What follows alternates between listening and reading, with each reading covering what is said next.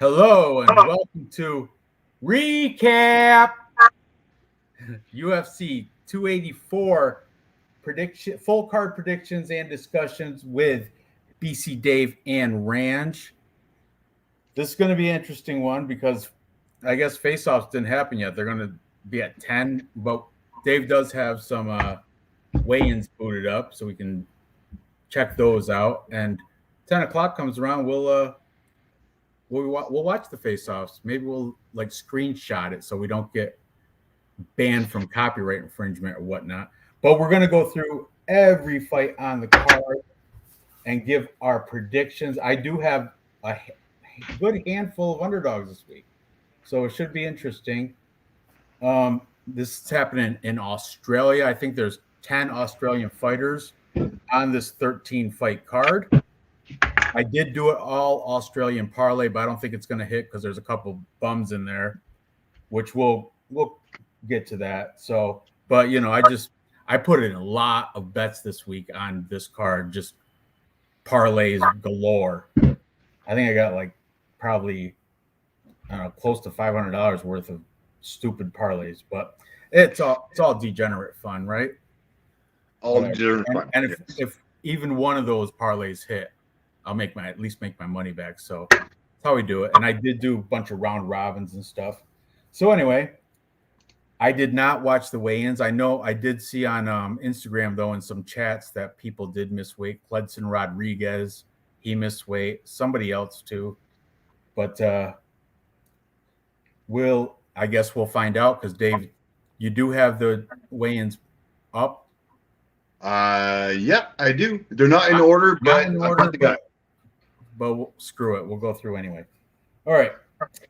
The first fight is going to be a quick breakdown. Zabir Tukagov, one of my unranked contender contest picks. Good call. Taking on short notice replacement Elvis Brenner. I think he's taking the place of Elvis Brenner from Brazil. Elvis Brenner. He's like a. Oh yeah, Elvis. Oh yeah, I know Elvis. Not Elvis. Elvis. Oh, Elvis. Yeah, I know Elvis. He's short notice replacement for I think Joel Alvarez, one of your unranked contender picks. That's why this is the largest line on the card, widest line. Zabir Tukagov is a minus 605 favorite. Brenner, if you got him, you're gonna quadruple your money because he's plus 405. Plus 405. Look at you coming with double fisted. Let me get one too. Do you know anything about this fight, Dave? I know that Zabir is going to win. Does that count? Everybody knows that. I know it's probably going to be really quick. You know what? Let's throw up Tapology. Talk about height, reach, records. Talk about that stuff. I'm going to go get myself a beer too. All right. The older fighter, more experienced from Russia, currently ranked number 24, soon to be in the top 15. Thank you, Ranj. I appreciate you getting that pick in front of me. Coming off of his last win over Ricardo Ramos a year ago. So it was still a while ago. Previous to that, he lost to Hakeem Dawodu, it was a split decision, and it could have honestly gone either way. And previous to that, Kevin Aguiar, who was 17-2, who he knocked him out. That was almost 3 years ago, though. So definitely a long time. There's going to be some ring rust coming back in the cage, but definitely the heavy favorite. Now we've got Elvis Brenner on short notice, coming off of a couple wins. Once again, last year and a year and a half ago, by rear naked choke and submission. So the guy does have some ground game. Previous to that, a couple losses by decision. 32 years versus 25 years. 146 pounds to we're not sure. We'll check in the weigh-ins in a little bit. 5'8" to 5'9" is the height. 68 inches for the reach for Zabir. Elvis does not have a reach on Tapology. That should pretty much tell you where this fight's going to go. I don't know if you want to go over his records. I see he's got a couple losses to some bums in this last 5 for Elvis. Well, his loss to Hakeem Dawodu, that was when he was at the peak of his career, and it was a split decision. That was. You're talking about Tukagov, right? Yeah. And previous to that, his split decision loss. I mean, both of his losses have been split decision, and then a whole bunch of green since 2012. So, I mean, you can't fade 2 split decision losses in the guy's career. It's not that. I mean, considering how long his career has been. So I am concerned about the ring rust, but this Elvis Brenner guy taking this fight on short notice, I think double short notice. I don't know how long he's had to get ready for this fight, but he can't be more. Dude. He's gonna get it can't be more than a week or two.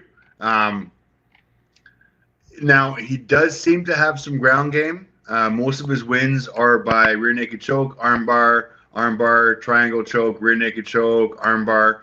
So he does seem to have some ground game. But having said that, I mean, his unanimous decision against Ricardo Ramos, that was a rout.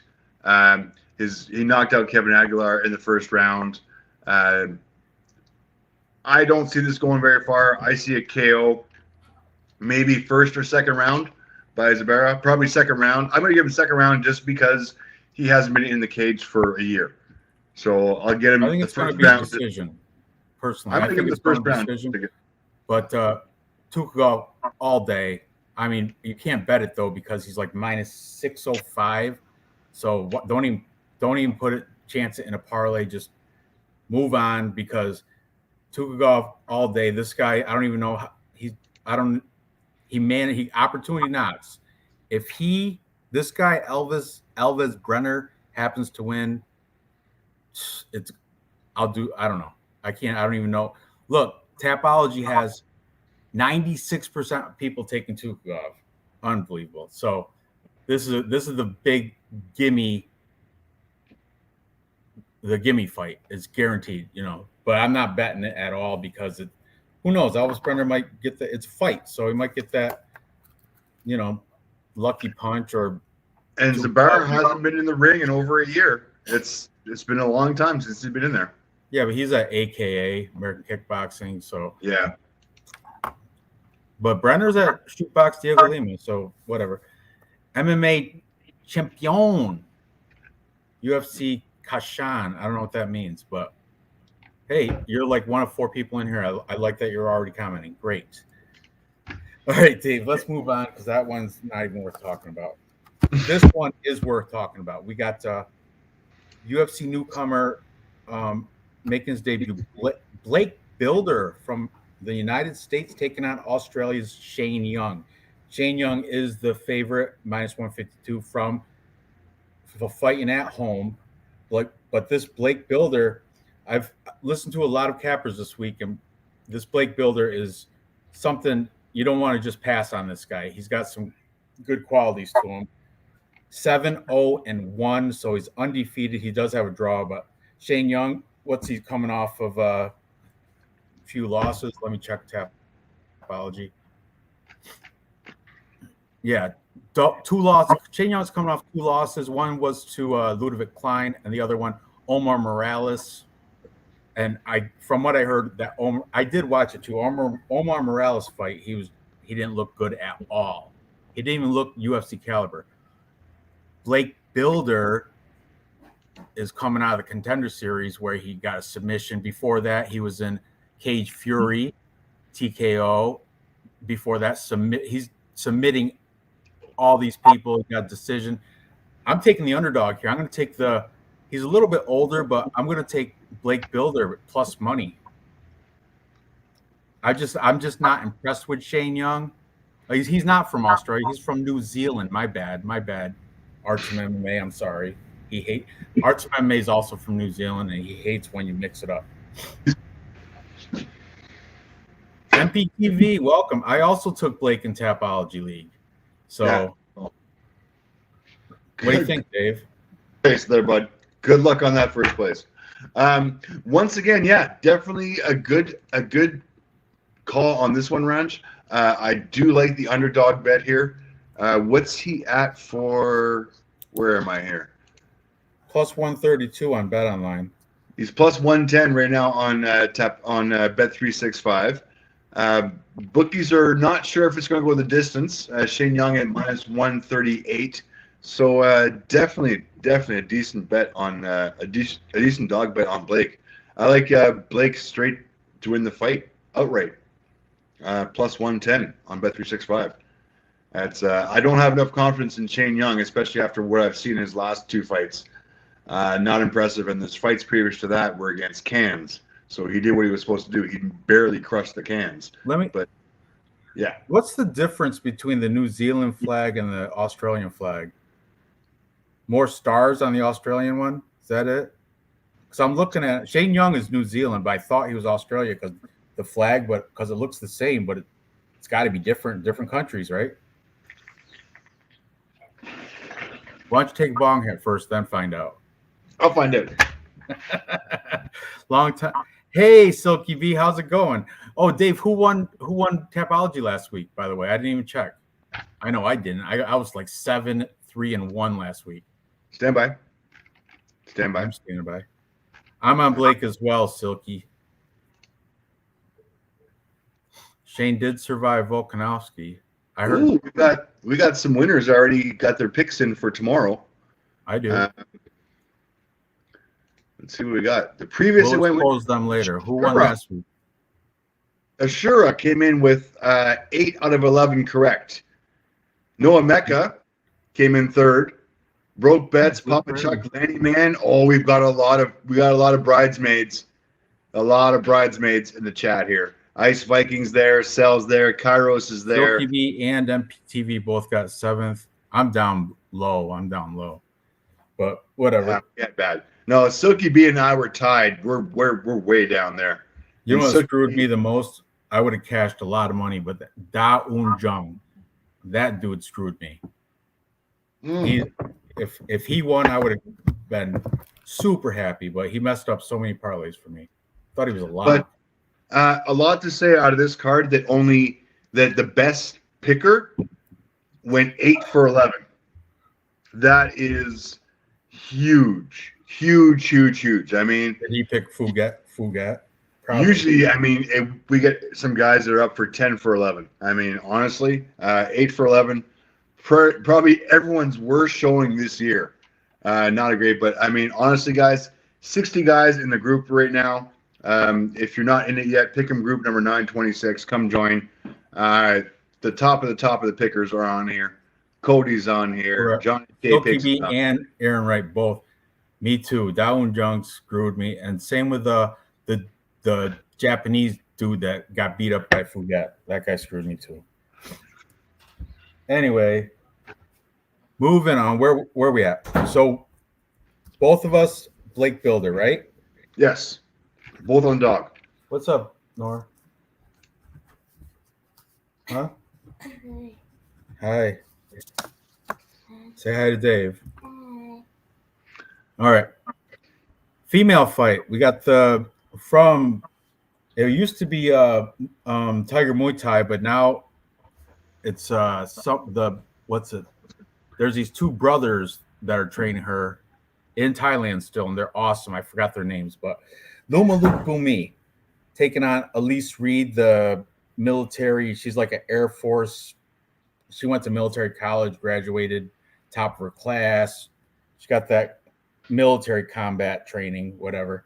But Luma Luke Bumi, the Muay Thai, I don't like the numbers. She's minus 330 favorite, but she should win this. And it's female strawweight fight, so it's going to go to decision. But Loma is going to totally outstrike this girl, Elise.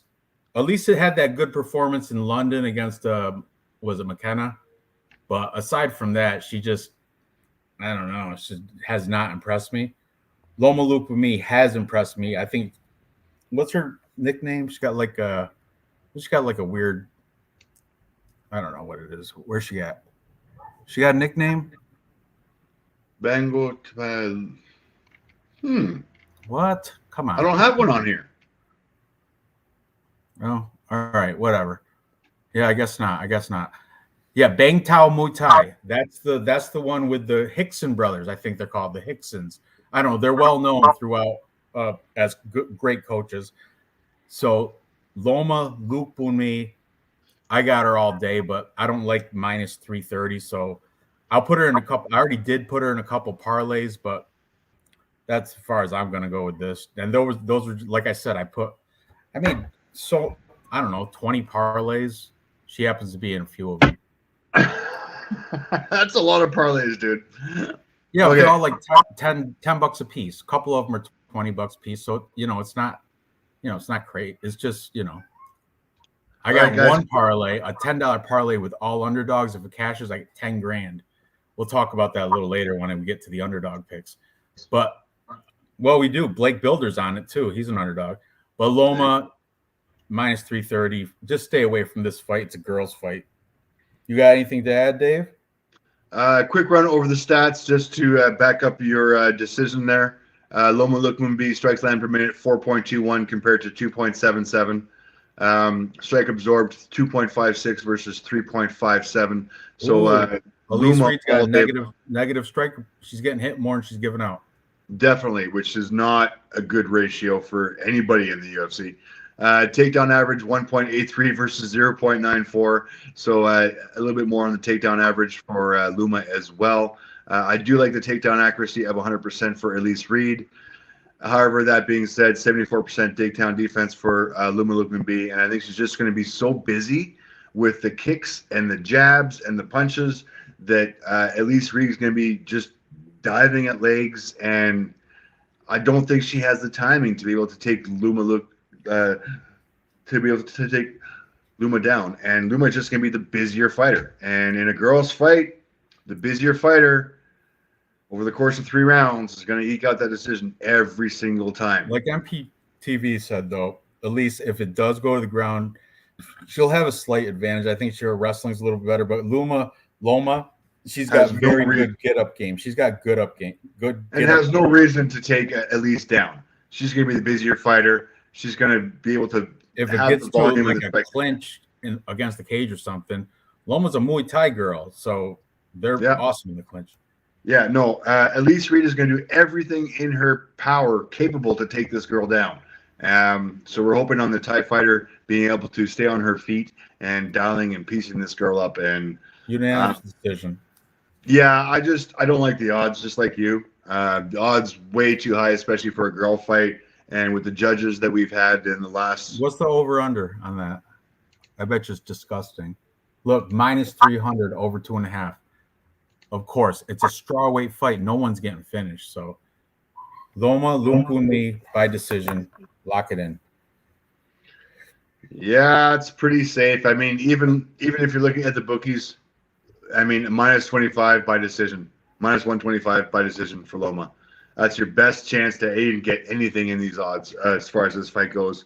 But once again, a girl fight, very hesitant on putting money this down, especially with the judges that we have. Right. All right. Next, we have my personal friend, Shameless Don Shainis, taking on the hyped-up prospect Jack Jenkins, making his UFC debut. Shainis does have one fight in the UFC against Sadiq Youssef, where he got guillotined 30 seconds because Shainis he's a full out. He runs. He doesn't have a game play. He just goes and brawls. He just goes for it. And unfortunately, I think he's playing the same shit here, which I don't like that. I mean, I know the guy personally, and I like him, but his fight IQ and game plan is not working for him, man. It's not. What he should do is he's got decent wrestling, grappling. He was training out of Glory MMA, but you know about that. So now he's over in Citadel in Boston, and I guess he's been working with Joe Lozon and them. That's good. But this Jack Jenkins, I guess he's hyped. He's got hyped like Jack Della Maddalena. Real. That's what I've heard. I've never seen the guy fight, but I guess he's got a lot of hype behind him. That's why the line is so wide. He's a minus 350 favorite, making a UFC debut. But again, it's against Don Shainis, and people are all hating on him because he got choked out in 30 seconds by. But Sadiq Youssef is awesome, dude. He is. I know he's outside the top 15 because somebody took him on the contender. Did you take him? Is that your pick? Somebody took him on the. I thought, or no, he's might be. 12. No, he might be. I would jump on him. He's ranked, I think. So, yeah. Loma unanimous decision for. Hey Noah, you backing your boy? You know what? I like the dude, but I got to use my head on this. I do have a scratch off bet on him because he's plus 285, but Tapology. Well, fuck it. Tapology's free. I might take him. I'm staying away from this fight though because Jack Jenkins got so much hype. He's supposed to be awesome. This kid. I don't know. What's their tail of the tape stuff? How's their reach, height, age? How's that all play? Stand by. Don Shanis, I know he's like 31, right? Let me see. 29 versus 31. 145.5 versus 146. 5'7" versus 5'6". 68-inch reach versus 67-inch reach. I will. So, this is one thing I will say about Shanis, though. You look at this guy, Jack Jenkins. His opponents never heard of none of them. No. Shanis, on the other hand, that Bryce Picard, he is like a kickboxer with 30 wins. I saw that fight live. Cody Pfister has 4 UFC fights. He's been in the UFC. Jay Ellis, he's a joke. He's a chump, but whatever. Everybody just jokes on him. Chris Lencioni, he's also like a known name as a jiu-jitsu guy. Shanis beat these dudes. I think the line is so wide because he ran in. I think it might have been nerves or something. He ran in, got choked out by Sadiq Youssef in 30 seconds. So not a parlay piece just because of the odds. If you want to put a little scratch off on the dog. For sure. I already did. And you know what? I will pick him on Tapology too. Fuck a Jack Jenkins. I don't care. What's his name? Farr? I think this is more of a coin flip than anything else. I don't think the odds are quite what they should be or what they actually are. Yeah.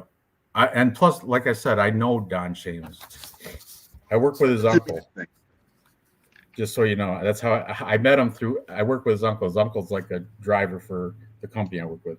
Anyway, you're taking Jack Jenkins, I'm assuming? Yes. Dave? I'm going to take shameless Don Shanis, just because. Disclaimer, he is my friend. That's why I'm taking him. For real, you know. Yeah, I did hear Jenkins is really good. A lot of hype. He's supposed to be fantastic. I don't have time to watch fights for these prospects, but I did hear he's awesome. Don Shanis, I've seen his fights live, and the fights I did see, he's good. He gets after it. He's decent. But there is I can fade him for a lot of reasons too. Ex-football player. I don't like ex-football players that transition to fighters. I like wrestlers that transition to fighters. Don Shanis was a football player, Bridgeport University or some shit. All right. Next one. Bunch of malarkey. Jamie Malarkey, Australian. 15-5, minus 280 favorite, taking on another UFC debut, Francisco Prado from Argentina. You get plus 240 if you're going to take the dog here. Now, Jamie Malarkey, he's well-rounded. He's decent everywhere, but he doesn't excel anywhere. You know what I mean? He has no eyebrows, which is messed up. But he's an all right fighter. I would reckon him to be like a kind of around like a Julian Rosa type dude, you know, like middling, nothing spectacular. He can win, he can lose. He's like a Charles Rosa, that type. Who's the Air Jordan, that dude, kind of like that level, you know what I mean? Nothing great, but nothing horrible. The other dude, Francisco Prado, undefeated, 11-0. But who's he fought? Bums, regional scene dudes, no idea. So this one, some guy 13-3, some guy 6-0. Before that, it gets pretty ugly. Good. It gets pretty ugly before that, though. 21-15, 8-2, 0-0, 4-6, 4-8, 2-1, 4-13, 0-0, 0-0. So I mean, you can scratch off pretty much everything except his last 2 fights. Yeah, 0 losses.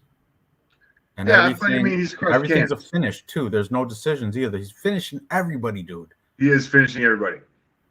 Let's look at Malarkey's.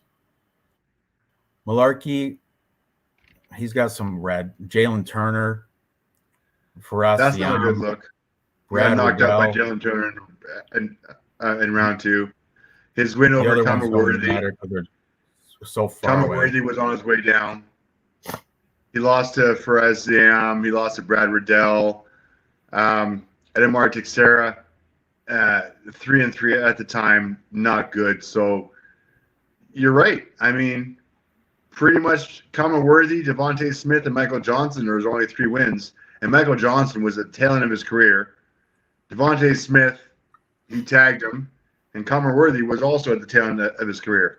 So nothing impressive in his background that makes me stand out with anything. What's his gym? Jamie Malarkey. Is he at American Kickboxing? He is at Magnus Martial Arts Arena. I don't know if that's up to date. But anyway, I'm going with the underdog here. I'm taking Prado. Undefeated, 11-0. I don't care if they're regional bums. Jamie Malarkey just hasn't – he's not – No, doesn't impress me. He doesn't – I don't get confidence from him, so I'll take plus 240. Absolutely. All day long. Oh, you're on Prado as well? I am. I do have Malarkey in a home team Australian parlay, but aside from that, that's the only parlay I got him in. Prado, I have him on a couple, the big underdog parlay and a few others. Like I said, I just got degenerate this week with parlays. There's lots of dogs on this card. There is. That's one of them.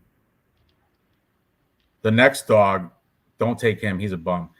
Cledson Rodriguez versus Shannon Ross. Cledson Rodriguez missed weight, though. 127. So he missed by – they give you a pound, right? So he missed by a pound. But Shannon Ross, this dude, isn't he coming in short notice as well or not? I don't know. I know he's Australian native, so he's fighting in his backyard. But I don't really know much about him. Let's pull up Tapology, take a look. Yeah, let me see if he's going short notice. He is not going short notice. All right. So this was already planned. The Turkish Delight, coming off a loss in his Contender Series. He's got another loss in Eternal MMA, which is the Australian scene. Cledson Rodriguez coming off a loss to CJ Vergara, but before that, he was also Contender Series guy. The line shouldn't be that wide, but still, Cledson Rodriguez should win this. He's younger, same height, little bit of reach for Cledson, but I'm going to take the Brazilian here to make the Shannon Ross the Australian. I don't know. The thing is, I don't know much about these guys, the Shannon Ross. Do you know anything about them? Give you a little bit of stats here. Not very many fights to go off of. Even his loss, I got 1 loss to go for Shannon Ross and 2 fights to go for Cledson Rodriguez. So not a great scope. But what I do like is how busy Shannon Ross is. Strike landed per minute, 7.15 to 5.73. Now, what I don't like about this, Shannon Ross taking a lot of punishment, 8.43 strikes landed compared to 3.07. Now, mind you, this was his loss against Salvador. Takedown average 0.0 compared to 1. Takedown defense 100%, but once again, odds are skewed because this is only 1 fight. So Shannon Ross definitely going to be busy on the feet, but I think I like Cledson Rodriguez in this one. Let's have a quick look at the Bet365 stats. Cledson Rodriguez minus 334, Shannon Ross plus 250. The bookies are looking at this to go within the distance. So your bookie bet is Cledson Rodriguez within by TKO, DQ, or submission, plus 100. That's your prop bet for this fight. It'll land too. That'll pay out. Nice, plus 100. Shannon Ross, like Noah said, he must suck if he's plus 300 against Cledson Rodriguez. Yeah, that's pretty bad. But Cledson did miss weight. If that matters any. I don't think it does. The next fight is the hardest fight on the card to choose because we got Joshua Kulibau taking on Melsik Bagdasaryan. Now, this is the toughest fight out of the entire card for me personally. I've been back and forth. I like Melsik Bagdasaryan, but you know what? Recency bias. Joshua Kulibau beat up Sungwoo Choi, and he did it. I think he knocked him down like 3 times in that fight. Let me pull up something. And that I'm a fan of Sungwoo Choi, and Josh Kulibau took my money that night. Took my money too.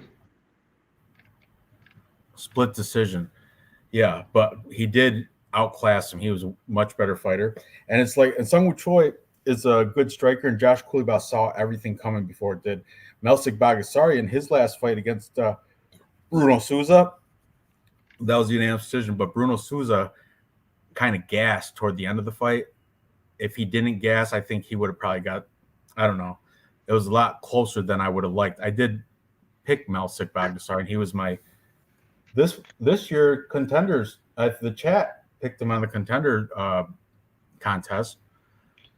But hey, 2 cents, what's up? So yeah, this one is a war. Melsik Bagdasaryan. Melsik has pillow hands. He doesn't have ground game. Also, his kicks only have power in the first round. Correct. 2 cents. What's going on, buddy? So yeah, this one I'm still on the fence. I've been back and forth because Bagdasaryan, he's savage. He's a beast. But Joshua Kulibau impressed me with his win over Sungwoo Choi. He did very well, and I think he's getting into his groove now. So if I gun to head, I'm going to take Joshua Kulibau on Tapology. I have both of them in different parlays, but Kulibau is going to be my pick for Tapology. I think he's going to win. I just don't like fading Bagdasaryan. He's great. He had a fight of the night, his debut. He knocked out. Where is that? Let me see. His UFC debut was against Colin Anglin. He knocked him out, and I think he had fight of the night. He got the fight of the night bonus that night. So tough. Jalen Turner knocked out Kulibau. I don't know, Dave. What are you going to do? What are you doing here? We disagree for once. Yes, I am picking Melsik. The gun? Yeah, I'm going with Melsik all the way, 100%. I'm going to bring up some stats real quick, and this is just because I think this fight is going to go the distance. I think these guys are well matched up, good numbers, no takedown on these guys whatsoever. So it's going to be a stand-up. Jab, hooks, kicks, checks. It's going to be amazing. Here's the stats of the fight. Strikes landed per minute for Josh, 3.06 compared to 6.00. Did you hear that? 6.00? Twice as much volume as Josh. All right, let's look at defense. What's that? Absorb. Two fight. That's where they I got 3 wins here. I got 3 wins here, and I got 4 here. Oh, he's got a contender series too. Come on now. All right. Strike absorbed, 3.06 versus 3.48. That tells me that pretty much a wash. So Melsik is going to have the advantage he's going to have the volume advantage on the feet as far as I'm concerned. None of these guys looking to take any fight to the ground. Takedown average 0 to 0. Takedown accuracy 0, 0. It's not going to the ground. If this goes down the ground, it's by accident. It's because somebody tripped. All right. There is no way this fight is going on the ground as far as I'm concerned. So on the stand-up, I'm going with the guy with the more volume. More volume, the higher striking accuracy of 62% versus 44%. I get it. Sample size is low, Dave. Sample size is low. It's enough for me. It's enough for me. The guy's busy enough. He is 7-1. His last loss was in 2014, which was his opening fight. He is undefeated since then. See, You're Rusty, telling me when's his last fight? What's that? When's his last fight? I think he had an injury on his knee, and that's why he didn't fight since. What does that say? I can't read that. November 6th, 2011. No, his last fight. November 6th, 2011. 2011. Sorry, 2021. Sounds a little bit better. It's been a while. Yeah. When Josh Coulibao's last fight. Josh Coulibao's fought in 2022, and he did a fantastic performance against a good Sung Woo Choi. That's why I'm going by recency. I'm taking Coulibao, but it's going to be close. It could go either way. I'll t-shirt bet you. We'll talk about that after we watch the face-offs. Good idea. Face-offs are at 10, right?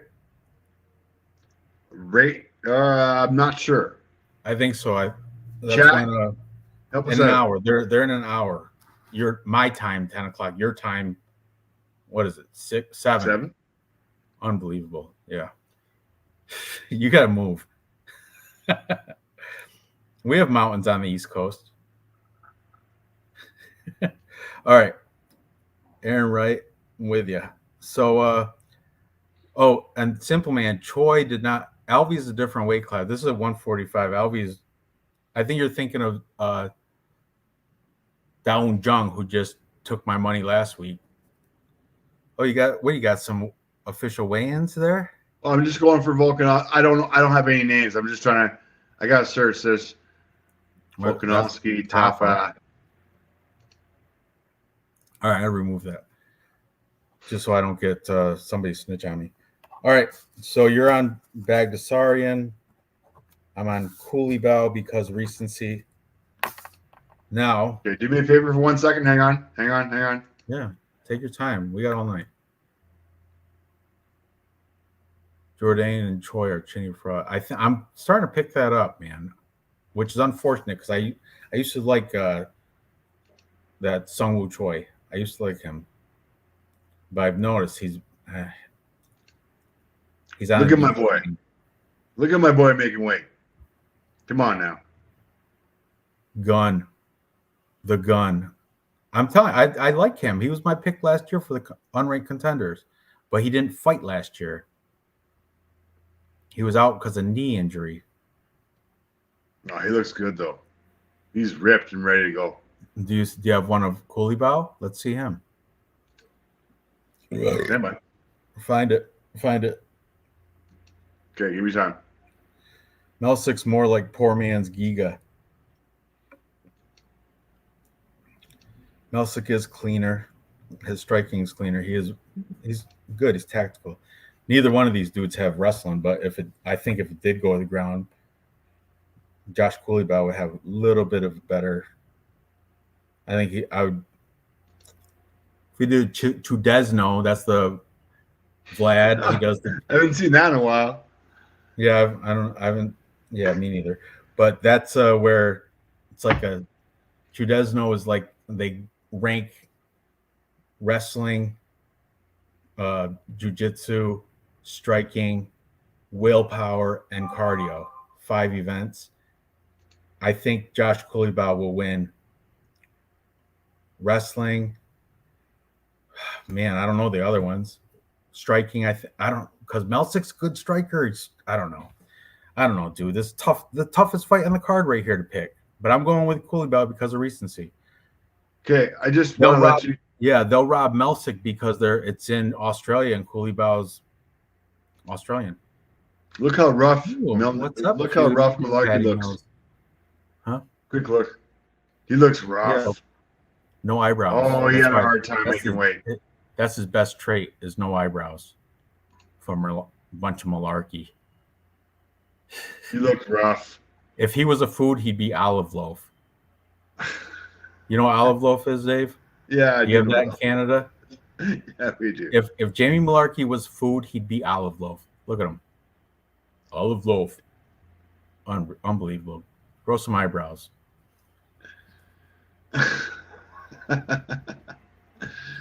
Looks like he had a hard time making weight. Can you find Josh Cooleybow?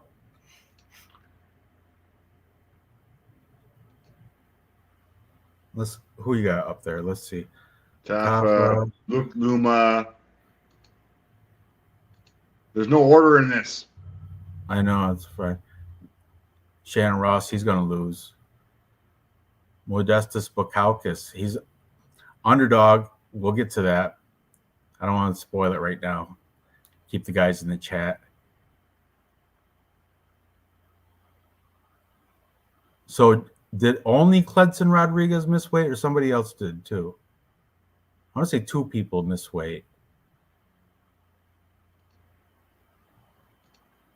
Oh, geez. Okay, get off me for a second. Let me scan through this and see if I can find. Yeah, go ahead. Old Jamie Olive Loaf, they call him.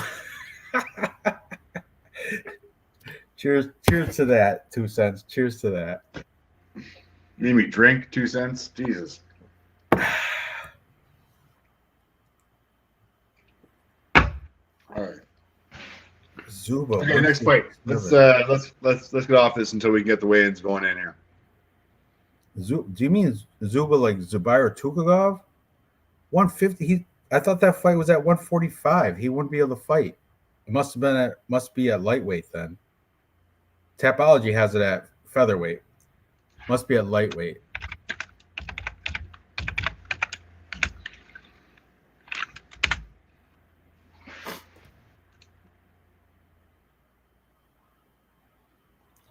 All right. You're messing around with that. You can't find Josh. No, 2 fighters heavy. I want to know who the 2 fighters were that were heavy. I just told you. Zubair Tukhugov, right here, MPTV. Cledson Rodriguez, Zubair Tukhugov. Cledson was at 127. He's supposed to be, they give you a pound allowance, I think, so 126, so he's over by a pound. All right, so he lost 20% of his purse and the fight's going. 155, that's lightweight. They'll give a pound, so 150. He was off by a pound and a half. They both of them have to give like what 30% of their purse or something. Right? Looks like 20% of the purse for Clayson Rodriguez, and they do not mention what Zubair Tukhugov does not mention. What are you looking at? MMA Junkie. Oh, reading. So we got the Rodriguez fight. Well, I believe MPTV. I didn't watch the weigh-ins because they're forever long. There's just dead air in between between the guys coming up to the scale. That's just if you watch them live, it's like dead air. You gotta be drinking or doing drugs or something during that time.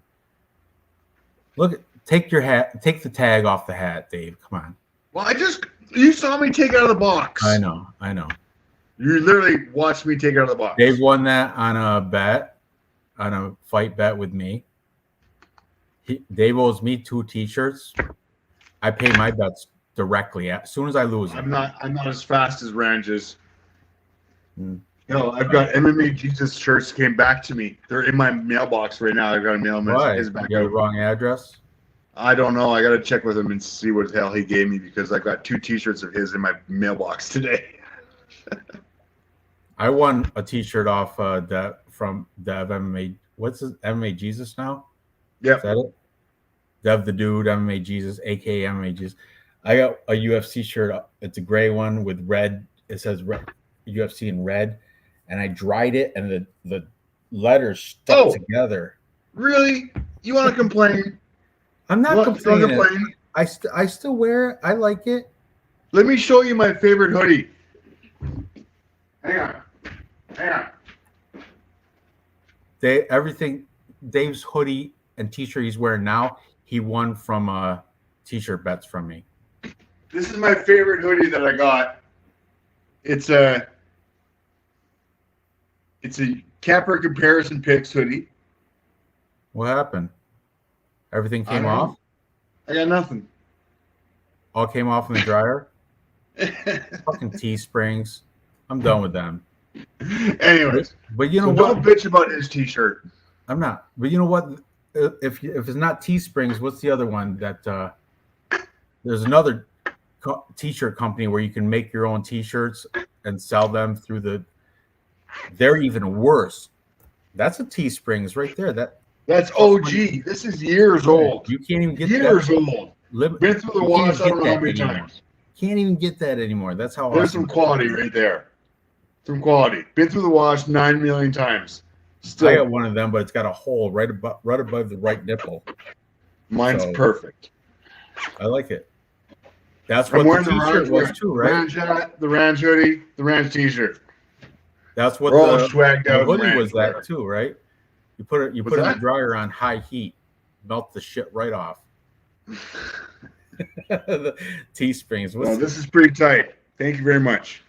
The other one was man, they smell good when they come, but they suck as soon as you wash them and dry them. They suck. They're horrible. Teesprings, I guess, is a little better, but still, it's got to get real ones, like a legit. I got to pay more for them, but then I got to charge more for them. That's cheap. The Ranj capper, whatever you want, capper comparison t-shirt. All that shit's super cheap on Teesprings. All right, cheers. Zuba is such a clown. Get your boy Islam. Zuba's going to destroy the guy, though. Elvis Brenner. He's winning. What's up, Ice Viking? How'd he do last week? Oh, he was with me.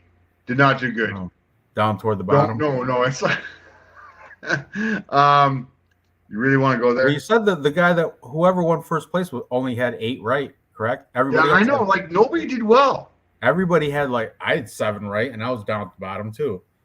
7, 3. Ice Viking. You want me to out Ice Viking? No, we'll just show his picks later. You know what? The winner got 8 out of 11. Ice Viking got 7. Post this. You can show him. Ice Viking. That's very honorable. Everybody got 7. We all picked the same picks. Got the same ones wrong too. For real.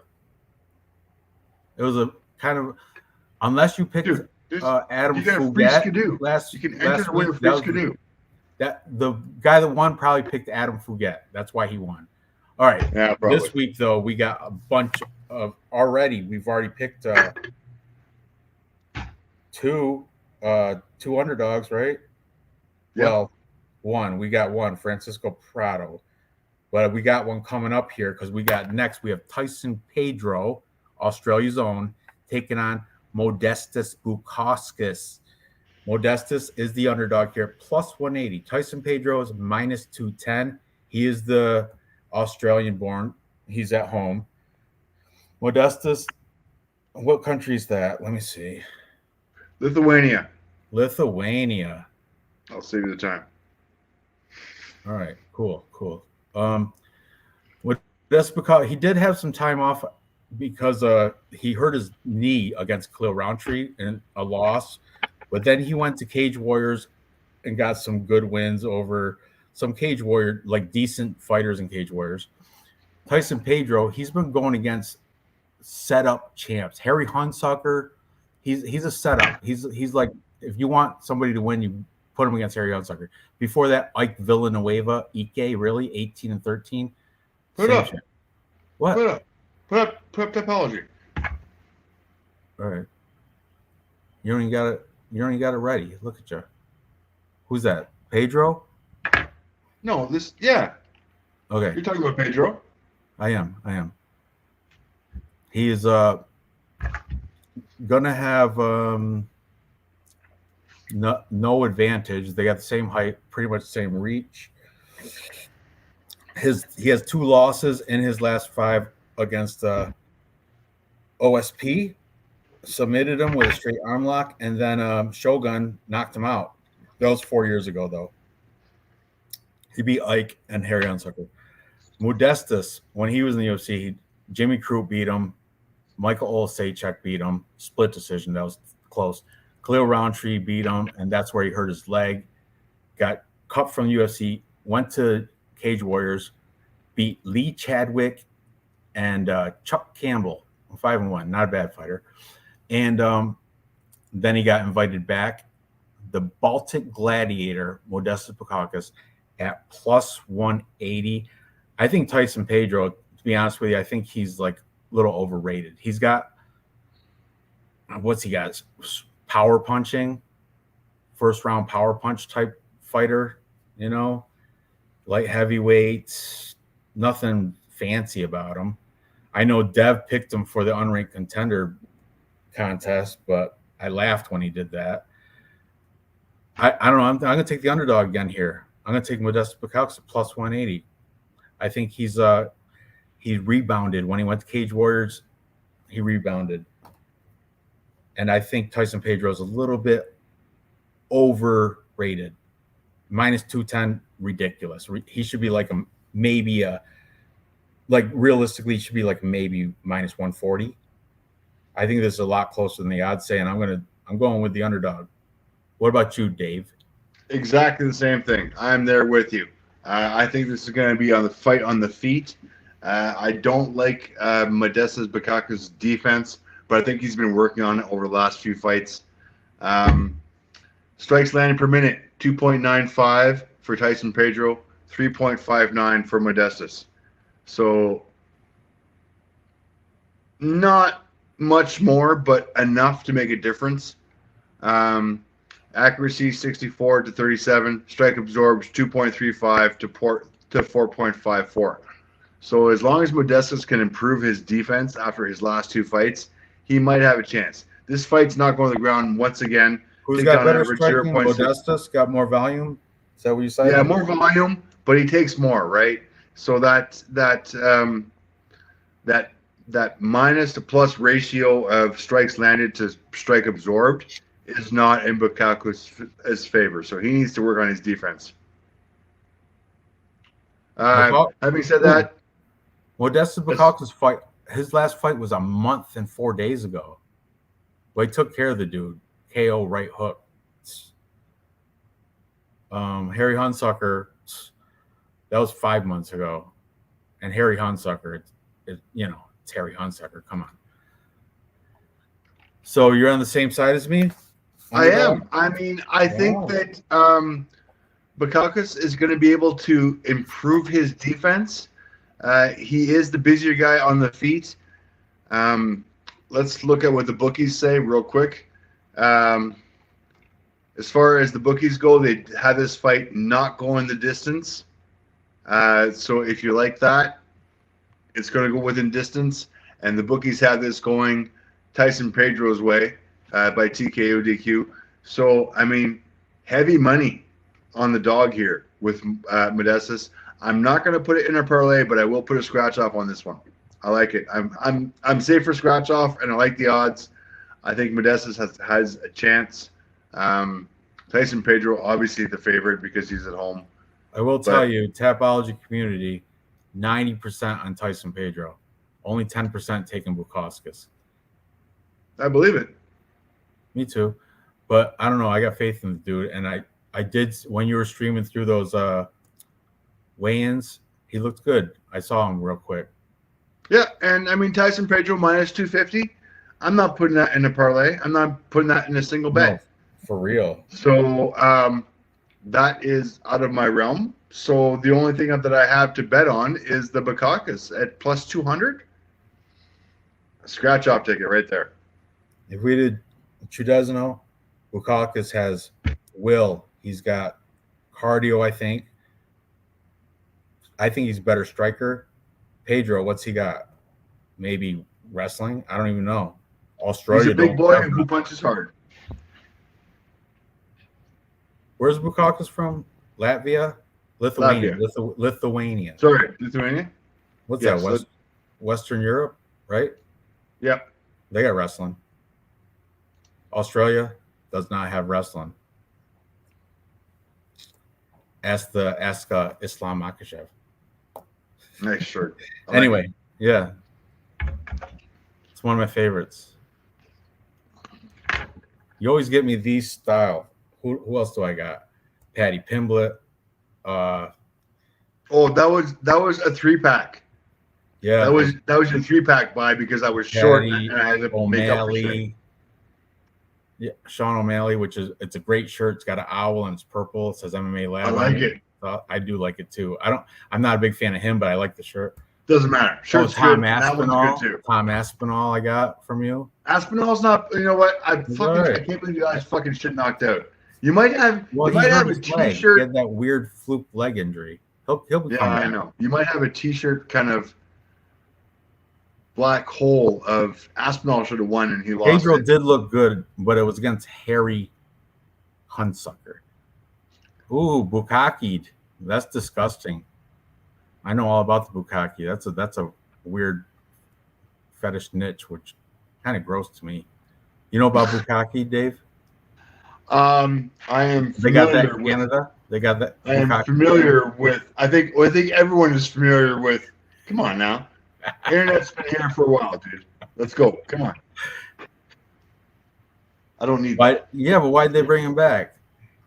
They released him because he hurt his leg and he was on a 3-fight losing streak. Last fight of his contract, he lost. Then he went to Cage Warriors, kicked everybody's ass, and now he's back. So Deke said to bet on Pedro because he's Dothraki. What's that, Aborigine Islander type thing? Dothraki, never heard of it. Wait until Pedro hits him. I don't know. I know I'm going a little bit on the edge here. But I think Tyson Pedro is a little bit overrated. Real quick. Pull up who's he lost to? Let's see. Real quick. He got two losses. Shogun Rua 4 years ago. And I got this lined up. Two old dudes beat him. I know it was 4 years ago. They're a little younger, but still. Has never been let go from UFC going for him. Hook me up. Ice Viking. I used to live in Richmond, Virginia. PBR, yeah, Pabst Blue Ribbon. In Pennsylvania too. That's the here the ship beer at the bar is called Utica Club. Especially where I live, I'm 40 minutes from Utica, New York. Utica Club is the cheap beer here, but Pabst Blue Ribbon is the cheap beer nationwide, I think. Also, New York has a Genesee. That's another cheap beer. He might pop for PEDs. They're setting Pedro up for a win. Possibly. I can't put money on him. That's all. And on Tapology, I'm going to go with Bukkake. And I do have him on a 5-fight underdog parlay, which if it cashes out, I make 10 grand. Oh, yeah. Look at this weigh-in for Tyson, though. Oh, he's looking trim, actually. He's looking all right. He looks fucking good. Like, he looks really good. Wait, 205, right on the nose. Oh, the Game of Thrones. I don't never watched that, but that's Dothraki. Is that the one where they castrate him? I don't know. I don't watch Game of Thrones, but I've heard some crap about it. Pedro via rear naked choke ground and pound. Rear naked ground and pound. That's a better bet, simple man. Fight not to go a distance, a better bet. Okay. Again, with the malarkey, with the olive loaf, no eyebrow malarkey. Why you always got to show that, dude? He just happens to be always there. Oh, you got stats on Bukkake and Pedro? Yeah, we already went over this real quick. 3.59 to 2.95. So Modestas should be the busier fighter, but he does take more punches. 4.54 compared to 2.35. That's what I don't like. He eats them. Yeah, he eats a lot of punches. It's not good to eat punches against Tyson Pedro. Can you find his weigh-in? I want to see what he looks like. Okay, off screen, please. Continue a bit.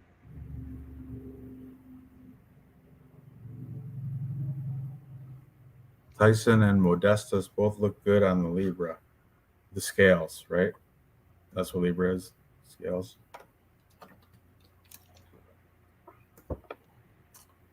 When is a Libra astrological sign? What month is that?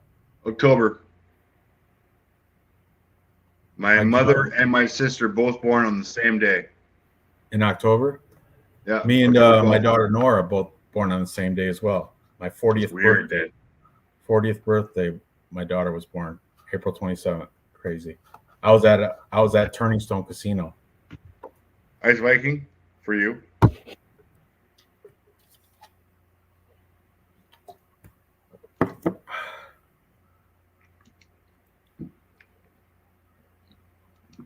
Well, I don't think Tyson Pedro is all that. So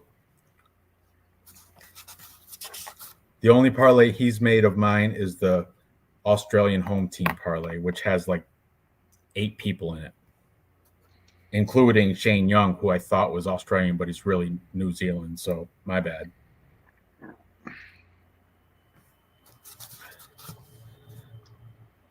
Did you ever find him, Modestus? I can't find him. Unreal. Unbelievable. I'm looking. All right, let's move on.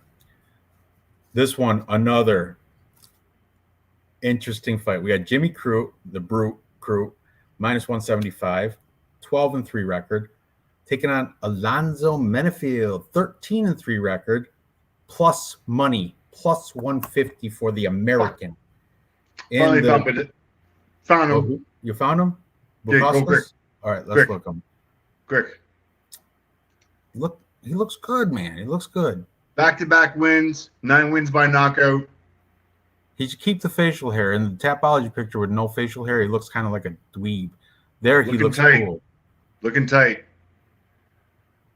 Made weight. 2-time Cage Warriors lightweight champion. Telling you, don't fade this guy. Don't fade him. I'm not. I'm taking him. Oh, he was a Cage Warriors light heavyweight champion. I don't think Tyson Pedro has been a champ of anything. Just saying. Just throwing that out there. Anyways. Aaron Wright. Oh, he's up in the 40s too, Dave. What are you? Woo! Dave, what are you, 45? Oh, look at the tattoo on his bicep. I can't read it, but that's awesome. Philippines 413. Oh, it's Philippians. That's the Philippians. Bible verse, right? You can't mess a religious guy. Come on now, he's focused. He's got Jesus on his side. So, Aaron Wright's going to be 44 on the 13th. Happy future birthday, Dave. What are you, 45? 47. Shut up. I'm still in better shape. I'm 48. So whatever. I have abs. Still, at my age. Nice. Good for you. I can't say the same. I'm over the hill in less than a year. I think the only capper that's older than me is Uncle Weezy. from the Stat Diggers. I think for real, everybody else is younger. But whatever. Who cares? Looks like Cody and Johnny are live now too. Yeah, they sure are. Dave mentioned that before we started up. That's good. I love those dudes. They're great. They are. They probably got like 30 people in their chat. They put it in. I don't have time to put it in, but still, I appreciate you guys that are here. Yep. Yeah, Aaron Wright, happy early birthday. 13th. That's Monday, right? Yes. Day before Valentine's Day. I got my wife a weighted blanket. That's what she wanted. I told her to take it swimming. Just kidding. Just jokes. Come on. All right. Anyway, let's hide this. Moving up, we got, like I said, Jimmy the Brute Crute taking on Alonzo Menefield. Now, this is another interesting fight because if you look at Jimmy the Brute Crute is coming off 2 back-to-back losses. One to Anthony Lionheart Smith a year and 9 months ago. Then Jamal Hill. I mean, that aged well because Jamal Hill's champ now, but that was a year ago, and he got knocked out by a right hook. Before that, he has wins against Modestus Bukauskas. Okay, I give him that 2 years ago. Michael Olasechek, good win there too. Before that, he lost by submission to Misha Serkinov. Peruvian necktie, horrible way to go. Alonzo Menefield, though, he's coming back-to-back wins against Askar Mazarov, elbows from Crucifix. Crucifix is the most dominant way to win because the guy's helpless, can't do anything. Then he beat Misha Serkinov by TKO, the same one that beat Jimmy Crute. Same Misha Serkinov that submitted Jimmy Crute just got knocked out 3 months ago by Alonzo Menifield. Okay, Menifield did take a loss to William Knight, but that was a decision, and that could have really went either way, in my opinion. I actually had Menifield, and I thought he was going to win that, but the judges said, they were like, "Oh, damage over control time," which was it was a kind of boring fight, but he had control time a lot against the cage and on the ground. But William Knight had more damaging strikes from what my understanding is. So before that, he beat Fabio Cherant and Ed Herman. I'm taking the underdog again here, Alonzo Menifield. I think he's just better than Jimmy Crute. Jimmy Crute, I mean, he's a known name in Australia, and he's like got 2 inches height on him. He's 2 inches less reach though. I don't know. Jimmy Crute's just he's rocking the mullet nowadays, right? I know last time I actually took him against. Screen. Let's watch him weigh in. Yeah, let's see it. You got it set up? Should be walking in right about. No, I don't want to touch the screen because if I'm going to mess it up, I'm going to mess it up. There he is. He cut his hair. That's good. Probably realized that the mullet was bad mojo. He looks good. Last 5 wins by knockout, although he is coming off a couple losses.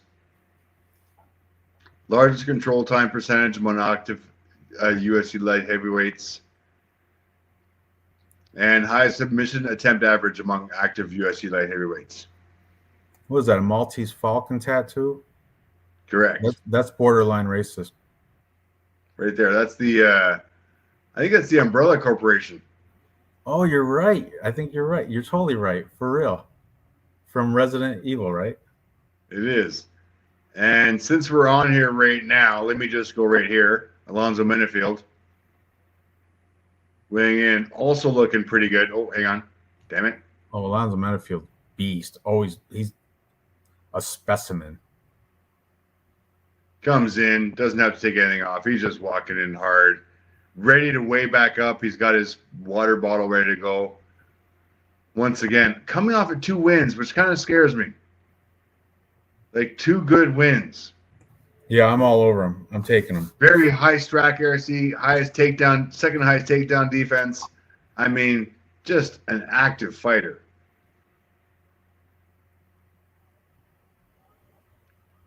Now, having said all of this, gentlemen. By KO plus 320. That's a nice one. I like it. Let's look at the stats real quick because I have to. Strikes landed per minute for Jimmy Crute, 4.33 versus 3.91. Slight advantage to Jimmy, but pretty decent for Alonzo. Strike absorbed, 2.76 versus 3.24. Once again, slight advantage to Jimmy there. The one thing I don't like here, guys, and this is scaring me, even if he's coming off of 2 losses, takedown average, 4.87 to 0.91. Now, having said that, Alonzo's takedown accuracy is only at 30%, and his takedown defense is at 85%. So if Jimmy Crute gets to take this guy down, Alonzo's going to get owned on the mat. Let's be honest here. Not a ground fighter. Jimmy Crute, however, 4.87 takedown average per 15 minutes. That telling me he's going down. He's taking a guy down every round, at least. So that's the one Alonzo thing that scares me here. Have wrestling background, like college wrestling? I thought no. I don't know. I could have swore he had like a college wrestling, like national junior championships or some shit. Or maybe I'm thinking, must be thinking of somebody else. All right, so let's go quickly over his previous fights. His last fight against Askar Morozov, 2 takedowns. Previous to that, 0, 1 takedown, 1 takedown, 0, 0, 0, 0, 0, 0. And here's coming with your takedown stats. Nobody's impressed with that, really? Takedown stats? Really? Here we go. So, yeah, not big on this. I mean, besides his last TKO win over Askar Morzov, his takedown stats, not great. So I realize I might be the underdog here, but I'm going to lean towards Jimmy Crute on this one. Just for You're the not the takedown. underdog. He's the favorite. Is he? Oh, yeah, he's minus 175. Yeah. And, Tapology's got Menafield, though. Thank you. Yeah, I'm definitely going Menafield. Alonzo Menafield all day. But I'm glad you're taking Jimmy Crute. Jimmy Crute's not bad. He's decent. No, he's got great takedowns. I mean, look at his performance of the night. Submission Kimura in round 1. 8 takedowns. Really? 3 takedowns against Anthony Smith. Granted, he lost that one. But yeah. He got his leg hurt, though. It should have went on, but the ref stopped it when he was hobbling, but he still wanted to fight. Ref stopped it, doctor stoppage. Yeah. And I mean, he got tagged against Jamal Hill. I get it, but Jamal Hill is Jamal Hill, which is pretty impressive. He does have youth. Menafield 35, Crute is 26. But I'm taking good. You want a t-shirt bet this one? After face-offs, we'll talk. All right. When's face-offs? 20 minutes, right? Leaning Crute, hoping he improves, especially fight IQ. I don't know. Doesn't he work out like with his dad or something? His family gym, basement. What's our chat thinking here? Alonzo Menafield, Fortis MMA, Texas. Saif. What's the guy's name? I keep messing it up. Saif, whatever. You know, that guy. All right, let's move up the card. We got the Wish version of Tai Tuivasa, Justin Tafa, taking on Parker Porter. Interesting fight here. Justin Tafa, I think he's first round puncher or bust. Parker Porter, I think, has better striking. I heard one of the cappers say Parker Porter has the heavyweight most significant strike in a fight record. I heard that, and I kind of believe. I think it was against. I gotta look at his past fights. Parker Porter. I want to say it was against like a Rocky Martinez or some shit, or maybe Alan Badeau maybe. But anyway, Parker Porter, he lost his last one, Jelton Almeida, but that, of course, he's gonna. Tafa, he lost to Jorgen De Castro. Jesus. He beat Juan Adams, lost to Carlos Felipe. He lost to Jared Vandera, and then he beat Harry Hunsucker, who everybody beats. And he's the favorite here, Justin Tafa the bat, because it's in Australia. That's why. Parker Porter from Connecticut, he beat Alan Badeau, Chase Sherman, Josh Parisian, lost to Chris Daukaus, and he lost to Jelton Almeida. But Chris Daukaus and Almeida are decent. You know, Almeida's fantastic. Daukaus, he's starting to fall off, but still, I'm taking underdog once again. I'm taking Parker Porter to outbox Justin Tafa, and Parker Porter has a little ground game in him too. He can wrestle a little bit.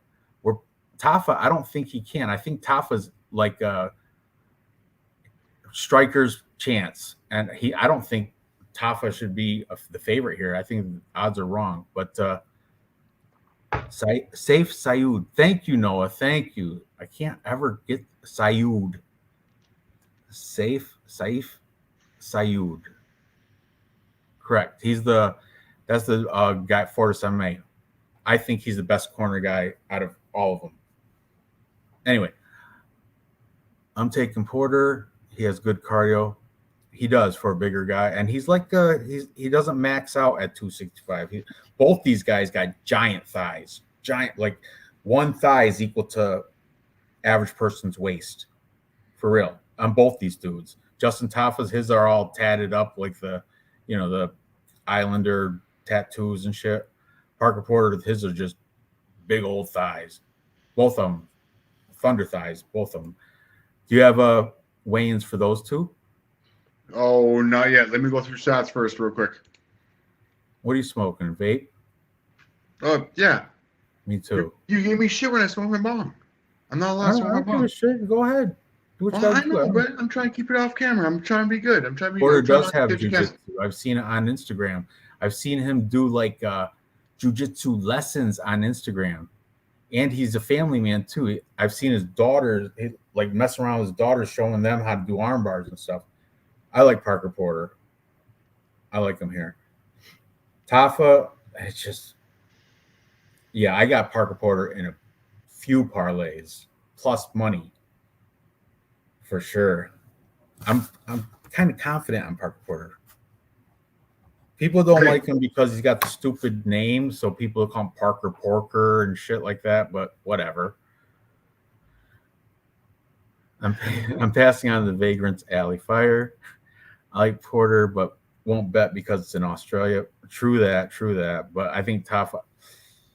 I don't know. Who are the judges? Are they Australian judges? They're going to bring over like Sal D'Amato and all them dudes. Who knows? Let's see Tafa try and get Porter of him. He won't be able to get up. For real, Porter has good, heavy ground pressure, too. You guys are taking all my going to the dispensary stats right away. now. MPTV, where are you going? Connecticut? Don't you live in Jersey or something? 34%. How do you get 34%? How do you get off the couch after that?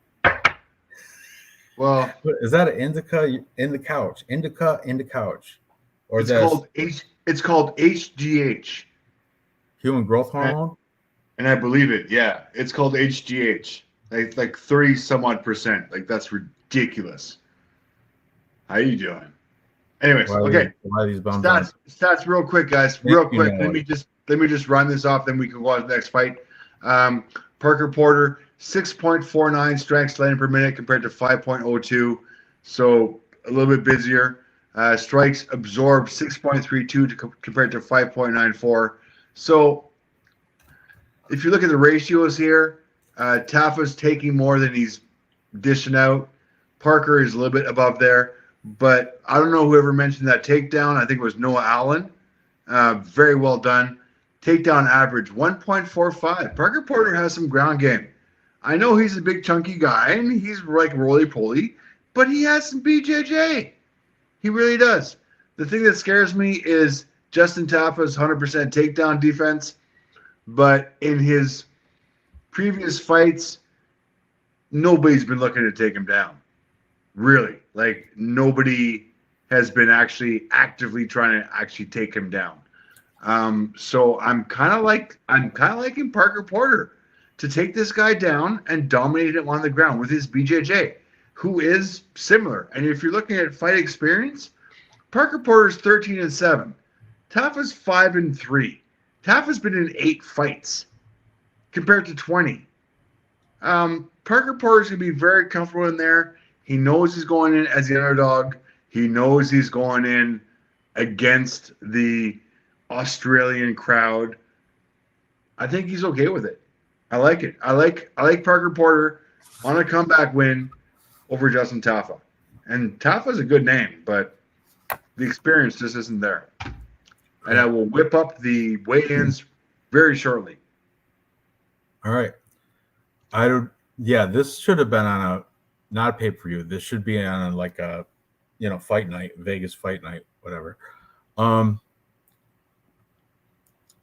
cents is all over Tafa. I don't know. Tafa, he's got the power. This is a heavyweight fight too, right? So anything can happen, but Porker's got better technical striking. Definitely. Did you run stats already? Yeah. He outvolumes, right? I'm sure. Yeah. Lane chalk on top. It is you're just throwing your money away, I think. California, I could have swore MPTV that you were on East Coast. Could have swore that. But all right, good for you. Sodiq said Porter made it through high school with that name. He should make it through this fight. I took a stab at him at plus 125, as did I put him on parlays. I didn't straight bet him, but I should have because he's plus money. Tough was 4-0 coming into UFC. Probably against bums. Let's see. I'll tell you. Bad man. Tafa. Let's see. Before the UFC, he was 3-1 fighter, 5-2 fighter, 0-0 fighter, and one amateur fight, 0-0 guy. Yeah, nothing here impresses me about Justin Tafa. Actually, I picked Harry Hunsucker against him, but he took my money. Harry Hunsucker, what was I thinking? But anyway, whatever. It was bums. It sure was. If they both did a cannonball in the ocean, there would be a record-setting tsunami. Awesome. For real. They should have a measure their thighs, see who got the bigger thighs. You know, when Chris Daukaus beat Parker Porter, he told Parker Porter he has the strongest kicks he's ever went against. I mean, let's Chris share a Daukaus screen said real that. quick. Share a screen real quick. Oh, I thought he said cheers me real quick. Cheers real quick. I'll do that too. Hang on. Whoa. I got this. We're good. Cheers.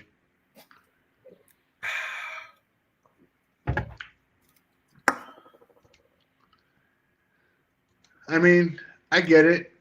He's an athlete. Yeah. Look at it. Look at his nipple right there and tell me he's an athlete. That one, the droopy one with the gynomastia. His right nipple. No, I mean, I love the tattoo. Don't get me wrong. Tattoos don't win fights. Tattoos is shit, but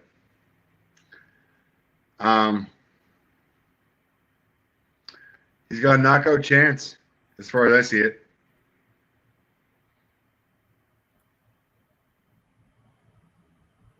Yeah, he's drinking Bunny Pilsner. I can't even get that over here in New York. I should send you some. Can we send alcohol over the border? Is that allowed? I don't know, probably. I'm sure I can. I can get Molson and I get Labatt, but I can't find that. That's my beer store too. The cheapest beer you can find here. Is it? Yeah, pretty close. Do you have Parker Porter? Yes, I got Parker Porter in this one. No. Oh, sorry. In the weigh-ins? Yeah, let's see if you can find him. Oh, man. Okay. Give me a second. I got to refill this. Keep talking to the chat. All right, chat. Parker Porter.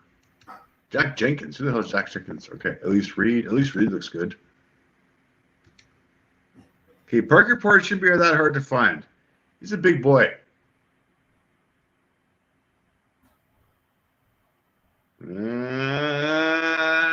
happening. Alonzo looks good. All right, get back here. Take over. I can't find Parker Porter right now. Unreal. If Jones is hiding, Well, it was a bad. The timing on it, everything is killing me. But I will say one thing.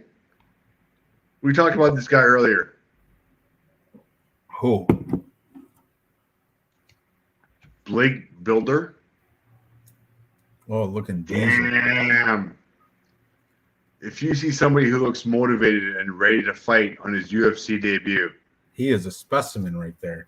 It's like he 3% body is. fat. It is impressive how he showed up, made weight, is excited, is ready to go in his UFC debut.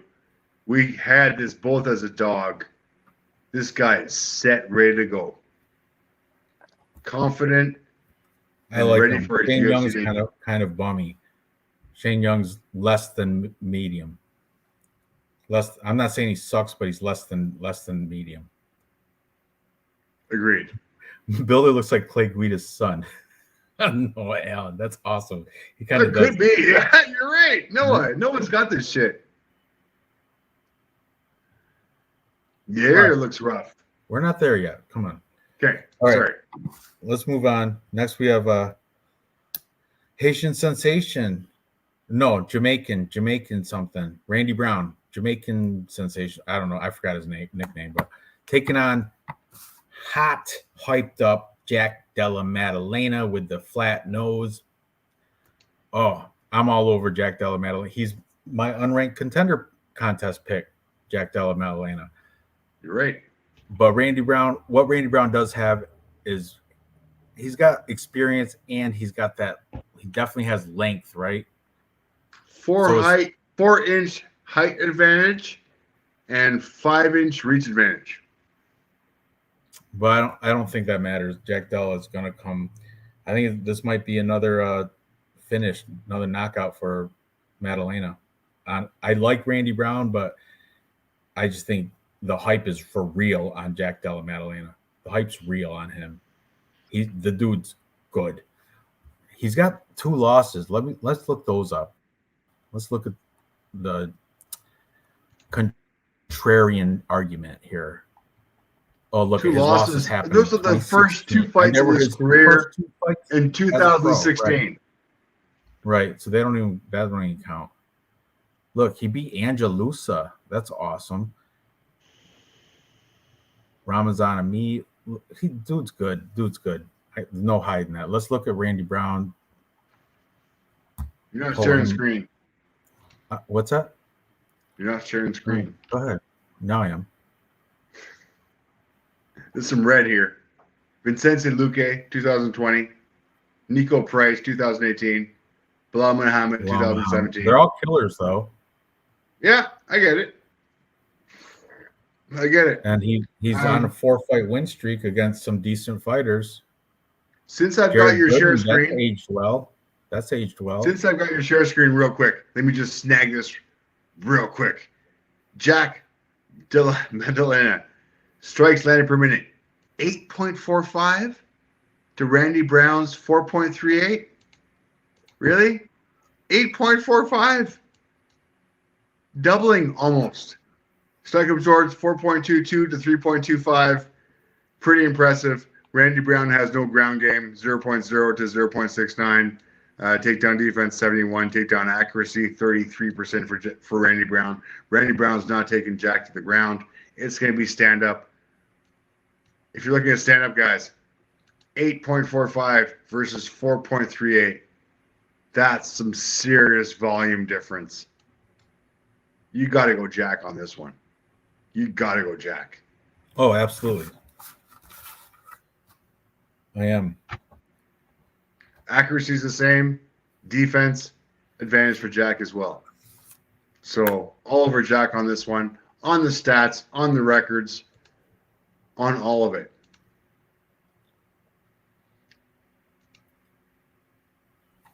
It's almost 10 o'clock, Dave. I hope you got the face-offs on a screen somewhere. Okay, I need some time. No, just whatever. Just set it up. I'm going to intro the co-main event while you're doing that. Jesus, okay. I got homework. Motherfucker, making me work. Dude, it's not that hard. Get some beers to fucking pay attention. Okay.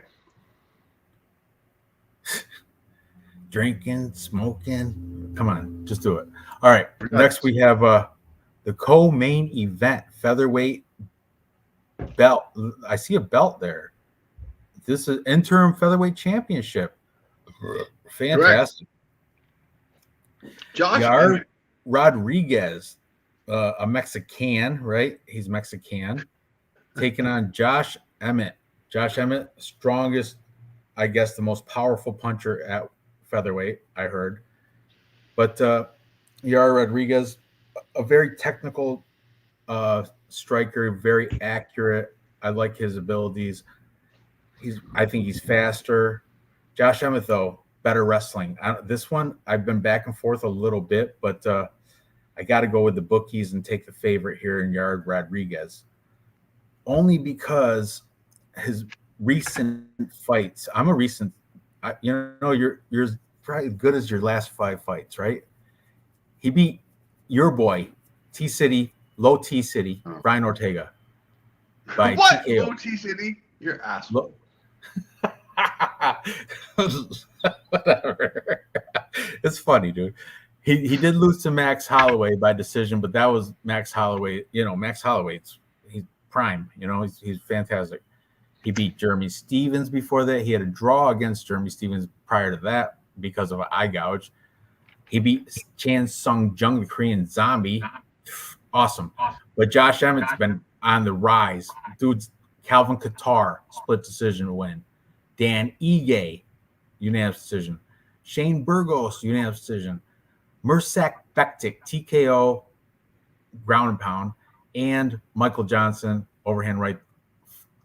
Unbelievable last 5 wins for Josh Emmett. Josh Emmett, though, 37 years old, starting to get out of his prime a little bit, just saying. And Yair Rodriguez has a 5-inch height advantage. I don't know, man. I'm still a little back. Josh Emmett's a harder hitter, but I think Yair Rodriguez got better volume. Dave is going to explain that when he reads the stats. We'll find out. But right now, I'm gun to head. I'm taking Yair Rodriguez. I did put him in parlays already.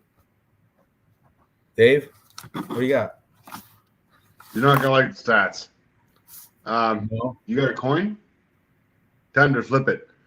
Strikes land per minute, 4.67 compared to 4.28. So slight advantage to Yair Rodriguez. Accuracy 45 to 37, pretty much a wash. Strike absorbs 4.12 to 4.29. Once again, a wash. Defense 53 to 63. Not much difference there. Once again, a wash. Takedown average 0.83 to 1.04. Not pretty on any of these stats. Accuracy at 28% to 40%. Defense 62% to 58%. I don't like any of these numbers. Like I said, if you got a coin, time to flip it on this one as far as the stats goes. Having said that, I realize Josh Emmett is the shorter guy, the older guy. I have counted him out, I don't know how many times. Like ridiculously how many times. So I'm actually going to go with the shorter Josh Emmett. The underdog.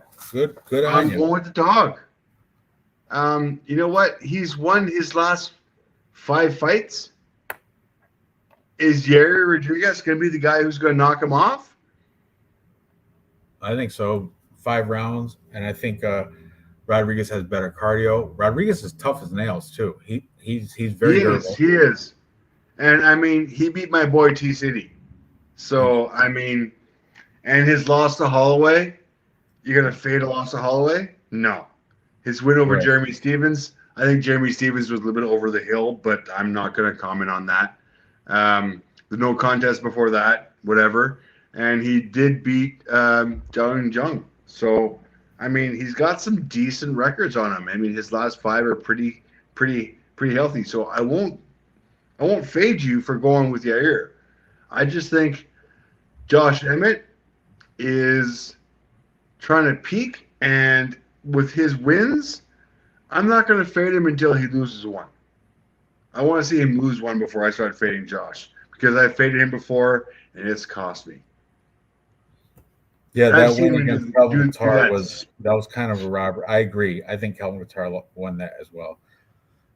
But yeah, Josh Emmett has been surprising. You can't, but I think I'm just going with the Mexican. I think the Yair Rodriguez just a little better in volume and technical striking.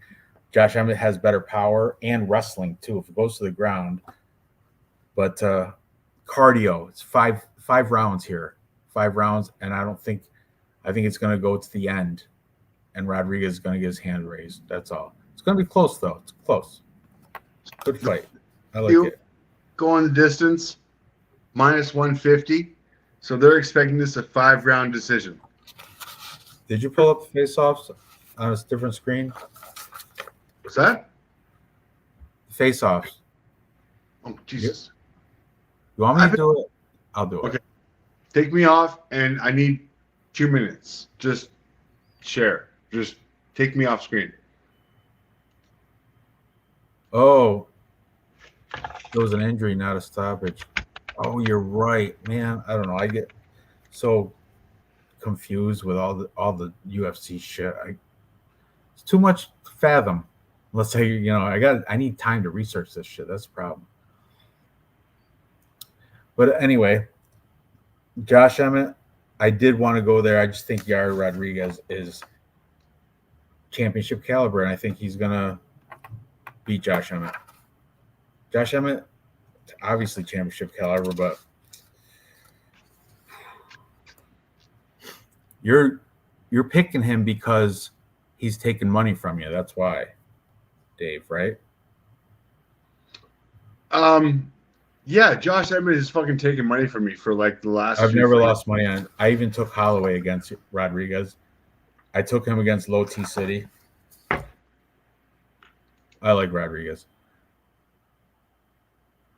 Yeah, you know what? On Bet Online, which I just took off because I thought I had to run YouTube face-offs, but on Bet Online they have KO decision no bet. Like you can pick Emmett by KO, and if it goes to decision, you get your money back.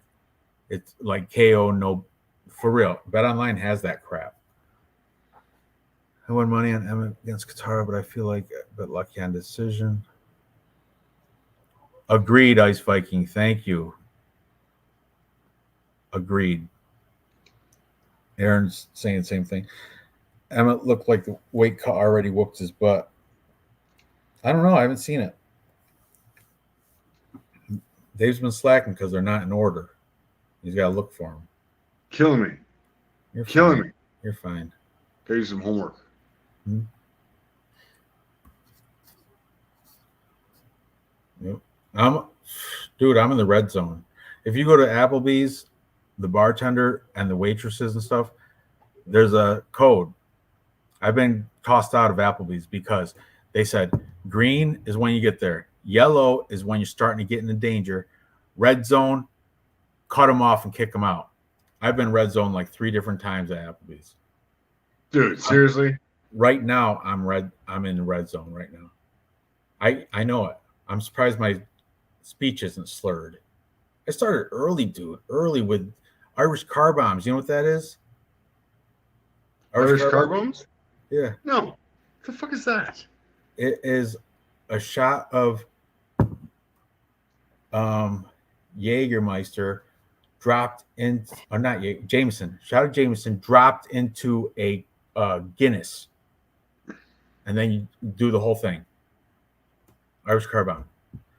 And I was doing picklebacks with Jameson and Tullamore Dew. It's my new favorite whiskey, Tullamore Dew. So, give me your wife's number, and I'll get her in touch with it. My wife don't drink program. Doing nothing. My wife's a straight arrow. I know. That's why I need to talk to her, and we'll talk about you and have your intervention next week. I don't need one. I'm fine. She don't need to know. It's all right. There's a girl at the bar. Her name was Samantha, 24 years old. Asperger's. I didn't take it. Just like her. Whoa. Shut up, Dave. Listen. Barely in the spectrum. Just barely in the spectrum. Spectrum. Well, I was cheersing. Chat, please win. I was please cheering. win, chat. Help me. I didn't know this. She told me. Listen to this. Okay. She's like a kind of like a Friday regular. She works at Sticker Mule. Gets out of work at like 2, and she's there by 3 every Friday. And we buy shots for each other. And today I cheers, and she's like, "Cheers to autism." And I'm like, what? She's like, well, I was diagnosed with Asperger's. I'm a little bit in the spectrum. I'm like, that explains a lot. But it wasn't nothing, just whatever. It is what it is. What? Why hate? Why you discriminate? I'm just not judging at all. It's not like I, did anything. I'm not judging at all. I mean, I got numerous Korean spectrum jokes. Look, hold on a up, second. See this but- note? Got your over 110 strikes on Prize Picks, but I heard that monkey knife fight is down. Like no more monkey knife fight because people were killing it. Monkey knife fight had bets that they were losing money on their because you could pick like 3 fighters and put money one of them to get a knockout. You want any one of those fighters win, you win. From what I heard, monkey knife fight is done because they lost too much money gambling. All right, so there it goes. I'm gonna open it up right now on my phone. Let me see. This is what I heard from We Want Picks. You guys know We Want Picks, Angelo and Jacob from We Want Picks. Top 5 cappers, and you know me, capper comparison picks. Top 5. I took Yair -160 straight, had him parlayed with Iron Turtle last week. Awesome. Iron Turtle, fantastic, right? He's one of my unranked contender picks. Fantastic win from Iron Turtle. Such a smiley guy, too. Smiles all the time. Love him. He's great. Yeah, kind of like a Jaeger bomb. There's something else in there, too. Milky, maybe Kahlua. I don't know.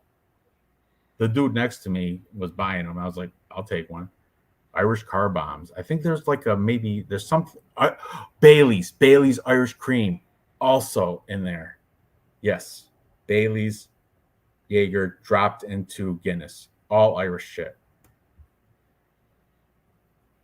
Asperger's are hilarious for real. Who's that fat girl comedian that people bust on her for being fat? What's her name? You knew what I'm talking about. Canceled? What's that? The one who got canceled? She she was in a couple movies. She was in a movie John Cena was in. What's her name? She looks like a Cabbage Patch doll, but real life, grown up. Look, MMA Jesus telling you, face-offs are going on right now. You got it lined up? No. Come on, Dave. What have you been doing? You said, give me 2 minutes. That was What's it 5 on? minutes ago. What's it on? Probably MMA Junkie.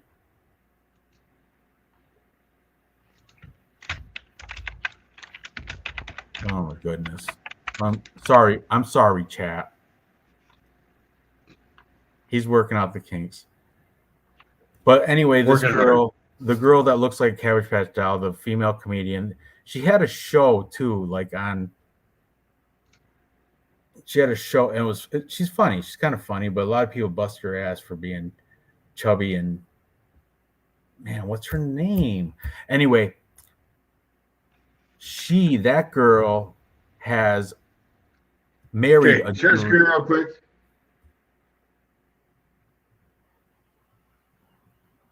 All right. Coming. Good. Just keep it on there. Keep it on there. When you see people coming up to the face-off, let me know and I'll share it. All right. Okay. Anyway, I'm on it. I had a counselor tell me once that I don't get paid enough to be a producer. you'll be fine. It actually means you're fucked up, insecure, negative, and emotional. I'm not insecure, but I am. Yeah, I'm none of that. I don't drink wine though. I'm a liquor and beer guy. I know, Dev. I know. We're trying to watch it, but it's Dev, hold on. We'll be shortly. Your t-shirts came back. I got to Dave send them sent you back to you. t-shirts. They got returned, so you got to fix your address or something. I gotta talk to you, Dev. I'll DM you on Instagram later on because I don't have your right address because they got sent back. You know, I got this awesome shirt. I wore it in one video a year ago, and it says Jesus has your back, and it shows like Jesus rear naked choke on Satan. But the shit is so tight and so dude, that's one of the t-shirts. That's one of the fucking shirts I gave to fucking Oh, Dev. did you? It's awesome. The shirt is awesome, but it came. That's 100% one of the shirts that Dev got. Oh, MMA Jesus has your back, or Jesus has your back. I got it right upstairs. I saw it yesterday morning. I had to. I saw it. I'm like, this is Dev's shirt. And when I wore it for a Captain Pierce show. I was complimented on it a few times in the comments, like awesome shirt. But I, like, if I raise my hands, my belly button's out. That's how tight. You know what I mean? That's how you know when it's too small for you. That's the shirt I fucking sent you from Tiger Muay Thai. Yeah, same thing. The training one. The what's it called? The real thick. That was so expensive, dude. From Thailand. I know. Dude, from Thailand, that was so expensive. Price tag was still on it, dude. I know. I don't know how much shipping was, but the shirt by itself. It was ridiculous. $60 for the shirt. It was outstanding. And it came straight from Thailand, too. I know. From Tiger Muay Thai, Jim. I know. It was ridiculously expensive. It was like a rash guard shirt. It's like the biggest waste of money I've ever spent on buying t-shirts for you. Thank you, Simple Man. Amy Schumer. Listen, that girl. Do you know Amy Schumer? Oh, Amy. Oh, yeah. Thank you. She has a cooking show with her husband who's got Asperger, and that dude, without trying, is hilarious.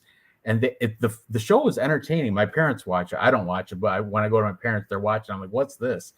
And I just wanted to mention that because somebody up here said, right here, Noah said Asperger's people hilarious with trying. The cooking show with Amy Schumer and her husband is awesome because of that. It's on YouTube. I know we're waiting. It's on his look. It's set up. We're waiting. I think. Well, I don't know what the hell that is, but Dave's supposed to have it set up. Yeah, Greta does have she's definitely in the spectrum for real. I can't stand her, Greta. Can't stand her. Look at Dave's. He's got a little tilt in his walk already. He can't walk straight line. I probably can't either.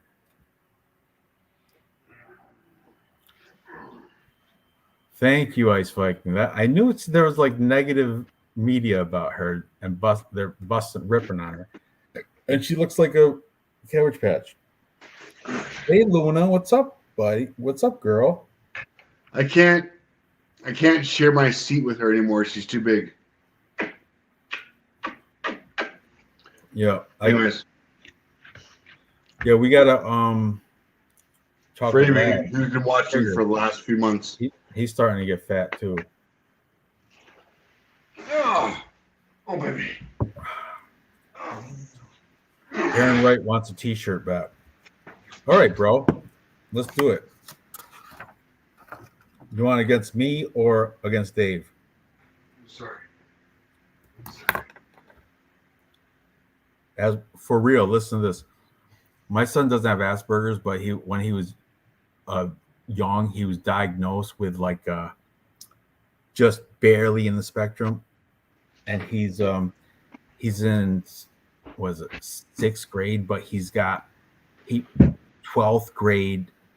I can't tell him because it'll go to his head. But my son did this. My wife's a teacher, and they give these tests to find out where you are with your grade level.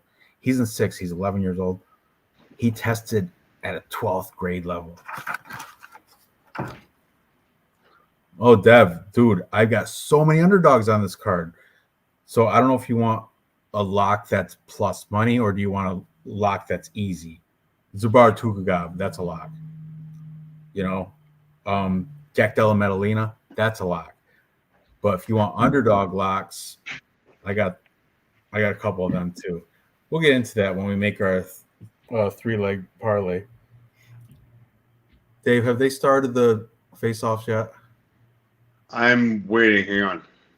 The weight screen isn't even that. The weight screen is articles or something. Share screen with me. This is what I got. All right, This so is on just start. All right, just keep it there on the backstage screen, would you? I'm waiting. Oh, Lionel Messi's got Asperger's. Awesome. Give me your best dog too. Okay.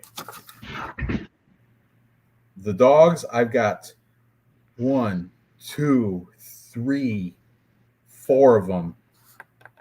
The biggest plus money dog for me is Francisco Prado, but that's not my most confident dog.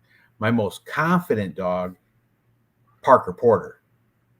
Parker Porter is my most confident dog. I never thought I'd say that, but for sure. And I like Alonzo Menefield, good dog.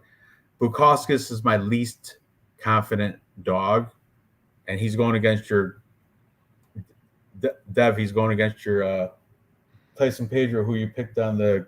I keep looking at the board because it's still up there. The unranked contender contest pick. When's the next break? I think it's like 10 weeks straight of UFC events, right? Okay, it's a while. Can you share a screen real quick? Let me just get the dogs that are on there, because that's pretty tight. So we've got parlay all those. Blake right Billner, now. $10. Throw $10 on all 4 of them. Francisco Prado, plus 225. Modesto Spitkakas, plus 200. And Parker Porter, plus 100. 4 healthy dogs on this card there, guys. I mean, I think Jack's going to win. I think Gary Rodriguez has this. I don't think Josh Emmett has a chance. But still, having said that, Shannon Ross. That Prado, I got him too, but Shannon Ross is not winning. Of course. Anyways, 4 healthy dogs on this card. Plus Money Junkie. All over the Plus Money Junkie. Play it. What's the payout? Plus, for those 4 dogs, plus 3,995 on a parlay. $100 pays out 4,000.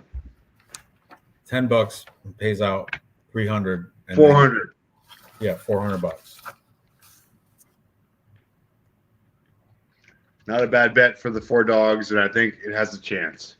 I might go 2 out of 4 as far as those go, and make myself a nice healthy bet. Kind of one of these guys. Hang on 1 second. I'm going to put it into Bet Online. So a 2-team parlay on this, for, let's say, for fun, for $10, pays 60. We're looking at a good couple $100 payoff. Not a bad deal. Good bets.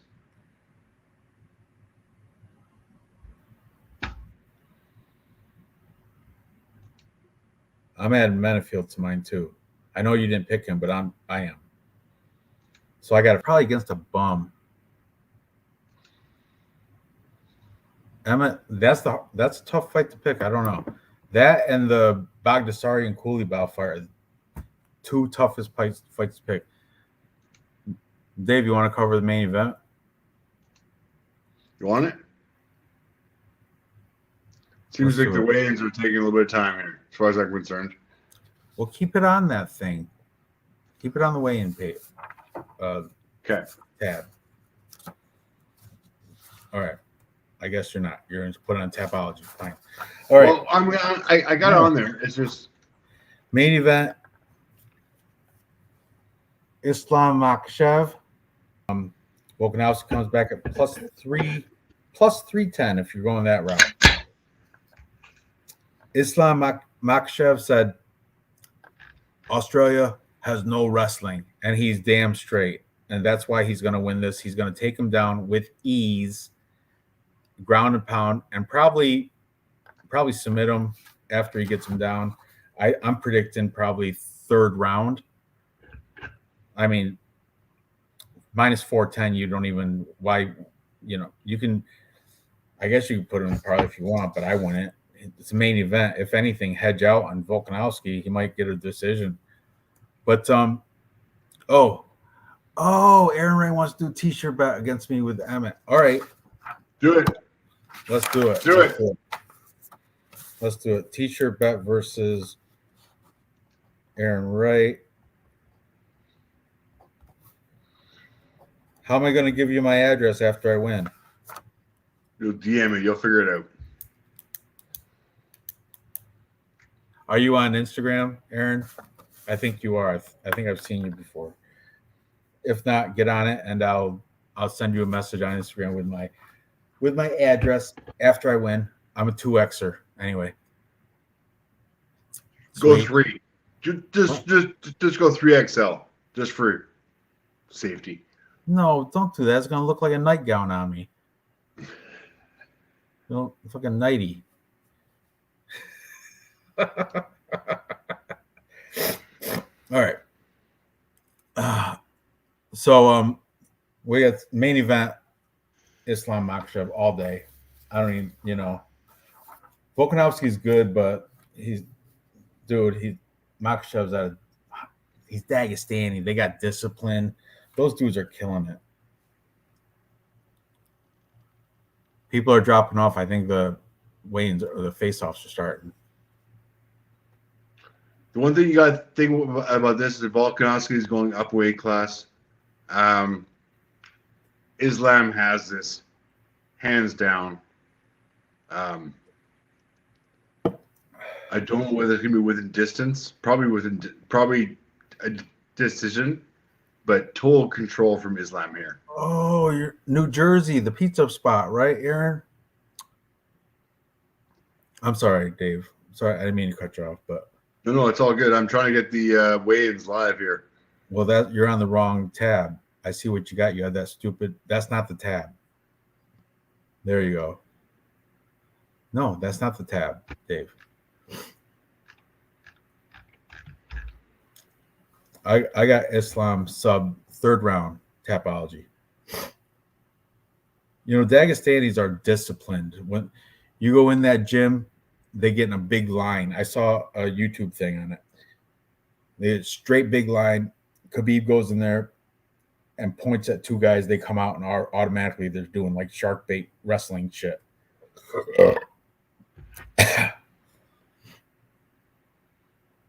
A nightgown bet.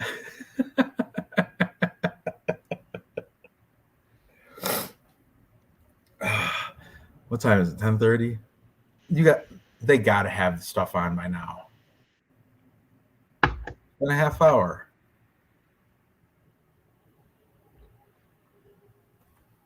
All right.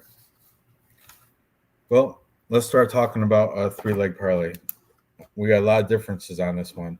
Oh, are you taking Makhachev or are you taking Volkanovski? I'm taking Makhachev. I figured.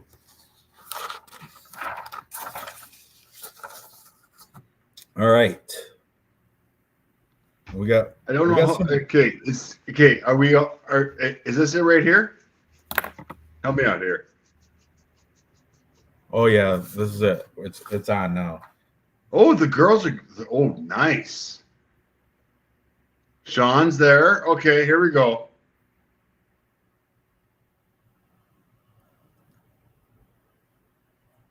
Man, this is UFC.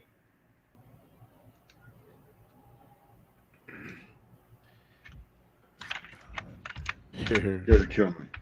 To Perth, Australia.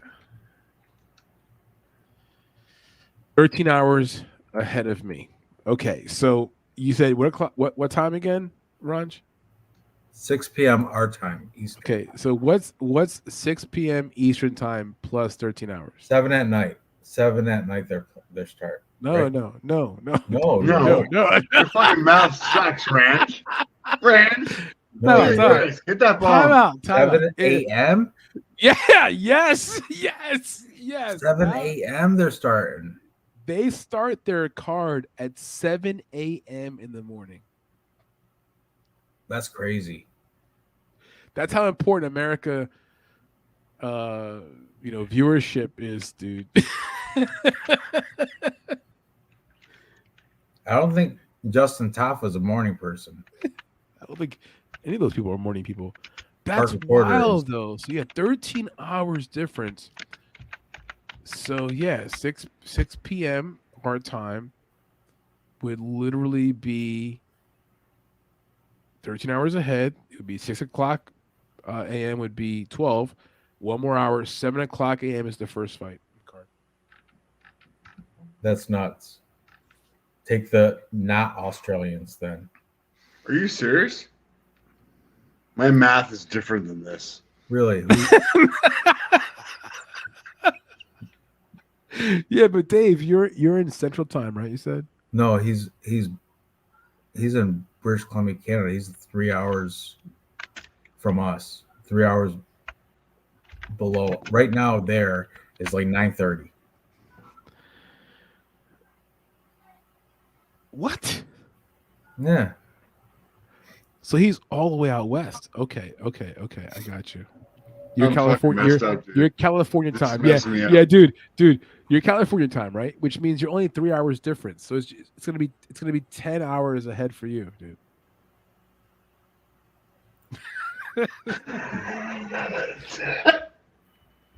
Yeah, right. So It confused. starts at 3 o'clock for you, Dave. 3 o'clock.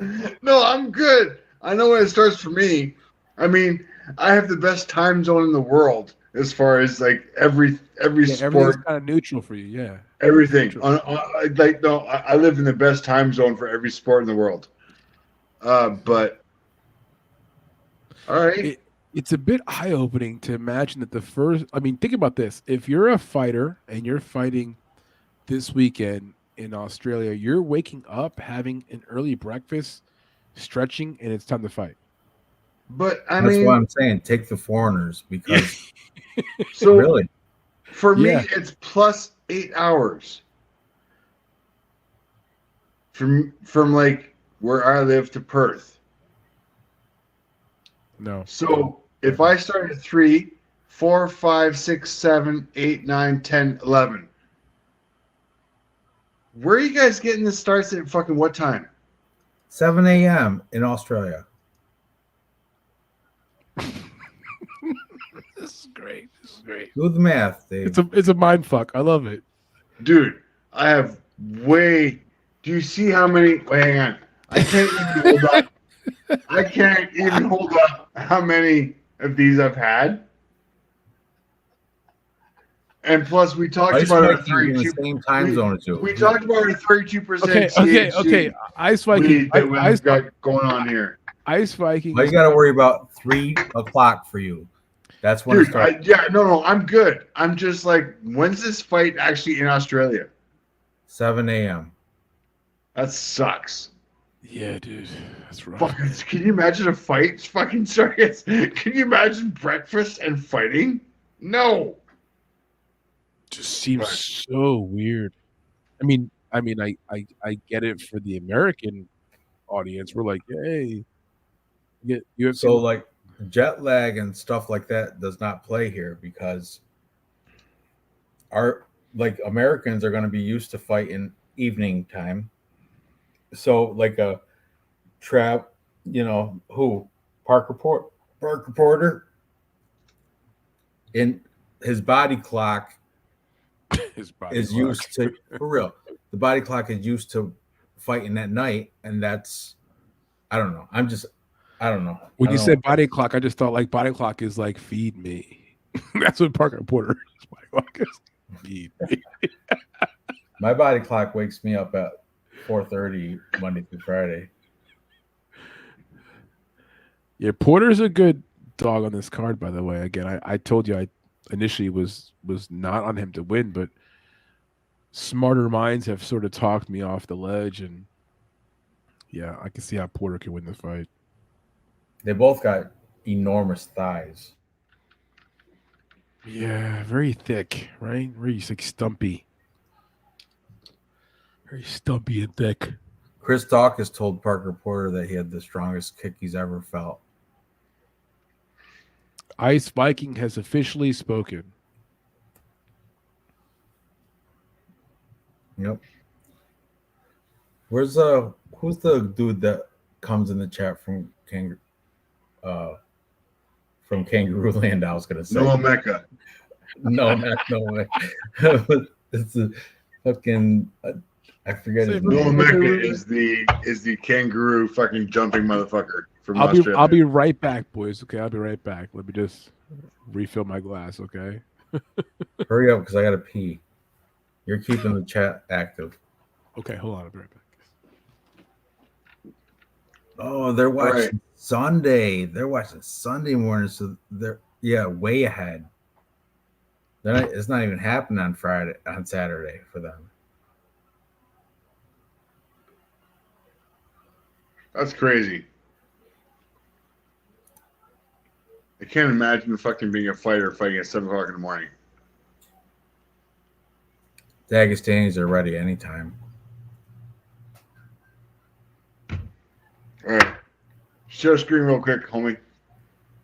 Let's go over this real quick. You don't have any. You don't have a shared screen up there. Blank. Jesus Christ.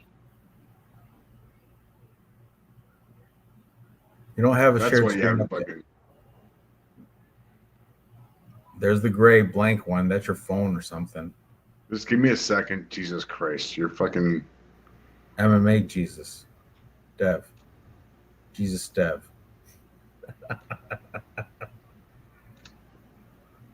Okay, hang on. Here we go. It's a Joe Lozon gym. Joe Lozon. He's the head coach over at Citadel, I think.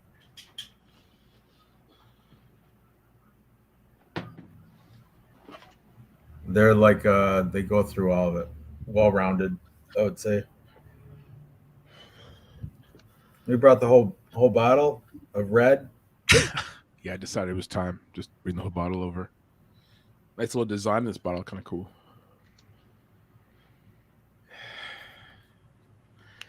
Whew, I'm out of breath now. Running the stairs. Old man. My dog's here too, by the way. Oh, I gotta pee. What's up, buddy? Jesus Christ. He just That's ran your off. prostate, Ranch. You want me really? He just ran. He was like, I gotta pee. I'm out of here. All right. Okay. So are we all on consensus that Zabura has this Elvis on short notice, double short notice? You're Doesn't have saying a that chance in hell. you're saying Elvis, right? He's gonna lose. Elvis. Well, is it Elvis or Elvez?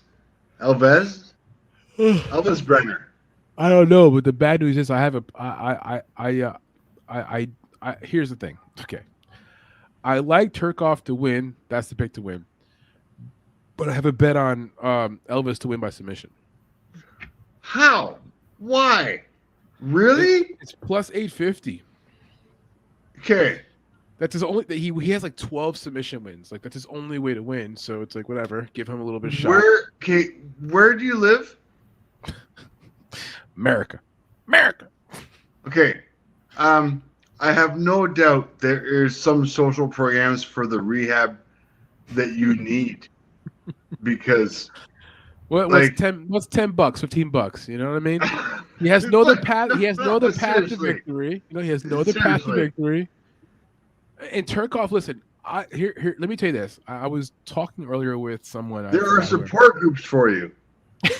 Really? Like it's plus 1,000. Roberto said on DraftKings. I know.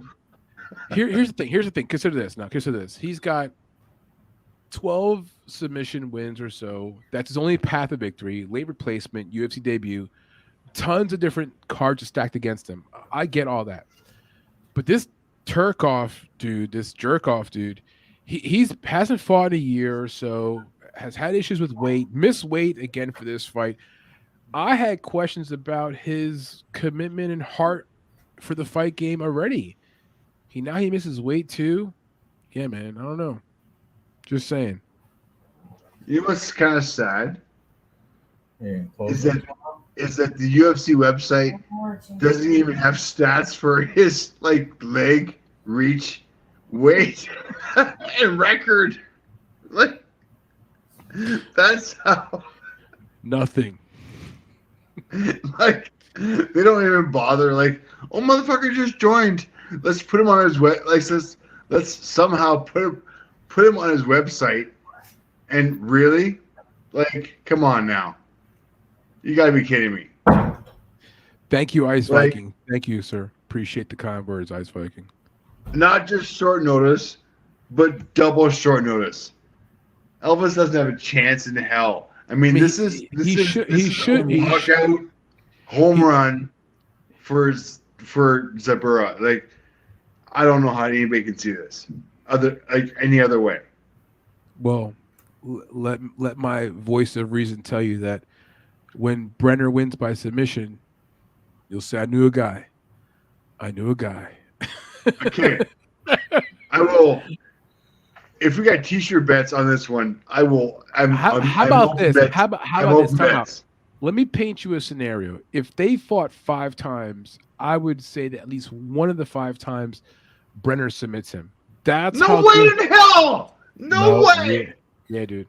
I think that's what we're talking about here. I think he's that good at submissions, and I think this guy Zubaria Turkagov is that just not dialed in, man. He's just not dialed in.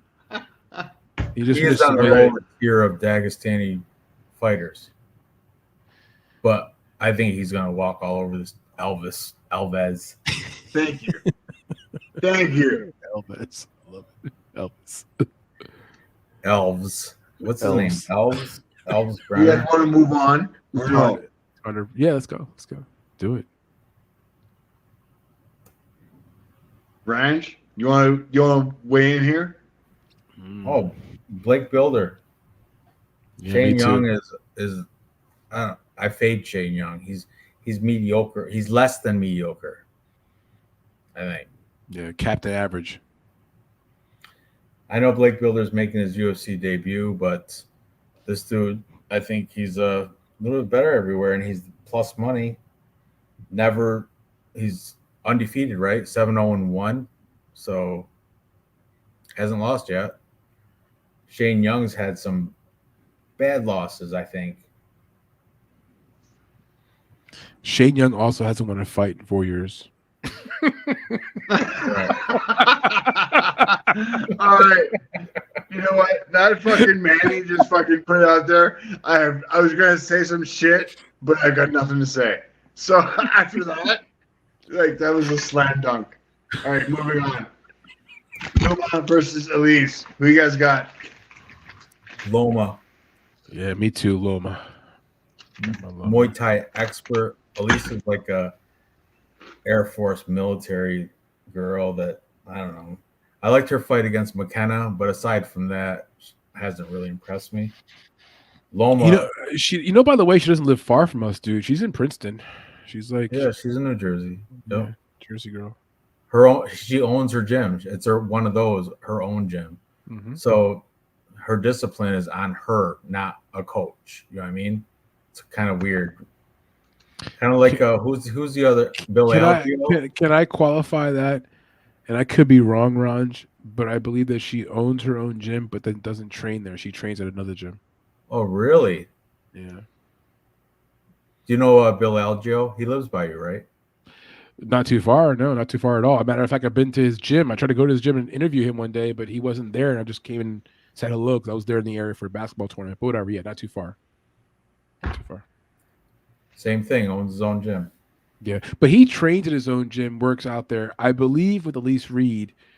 Again, just from what I understand, I believe she bought her own gym. That's her own gym, whatever. But she actually does her training at like another gym that's actually more like, more balanced, whatever. So, but I think Loma should win the fight. That's the one thing we just talked about. Who's going to win the fight? I think Loma wins the fight. I think she's more active. Well, I shouldn't say I think. Her striking numbers show you that she's more active. She's landing more strikes per minute, significantly more than Elise Reed. What Elise Reed has going, reputable coaches, the Hickson brothers. very, very true. And on the feet, at times, I think Loma does the more explosive, unique, cool striking maneuvers. Here's my only issue, dude, and I'm just playing like a little bit of devil's advocate here. Elise Reed has this like showmanship about her. She'll get the crowd going. They might think she's Australian. I know I said before. They might think she's Australian and just be like, well, that Loma girl's not Australian, and just start getting all riled up. The next thing you know, Elise Reed, Really? Elise Reed, and then boom, she gets the win. Really? Split You're that decision, racist? Elise Reed. You're that racist. Loma lives a lot closer You're than that Elise racist. Reed. I know you're right. You're right. You're right.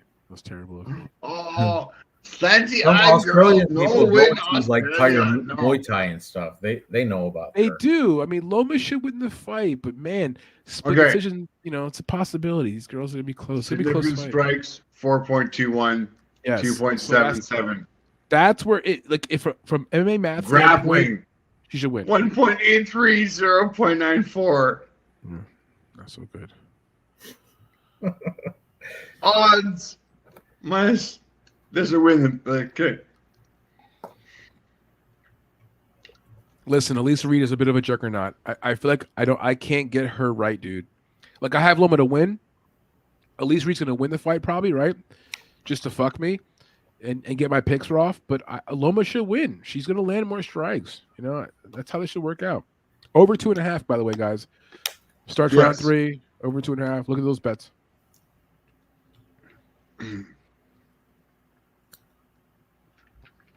Roberto. Moving on. Oh yeah. There's my Your boy. boy Ranj. Yep. Don How Shane. much you want to bet on him? I'm not. No, I'm not. do have a scratch off on him, but there's a lot of hype on Jack Johnson. A lot of hype on that kid. So I haven't seen his past fights. He might be a. You haven't? Let me fill you in. He's super average, dude. Like he doesn't strike very well. Like he's just a grappler. Like all he does is grapple heavy, lean on you.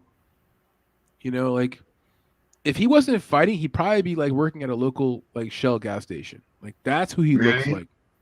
Manny, you are echoing exactly the stats that I'm trying to put out here. Okay, I don't know if you guys want to see this.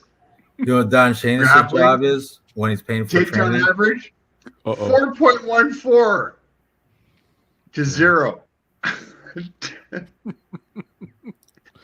Takedown accuracy 66. What does he do, Ryan? Zero. When he was training at Takedown Glory, defense. he was 100%. a bartender. 0. There's a ground game problem here, kids. Like a real ground game problem. Yeah.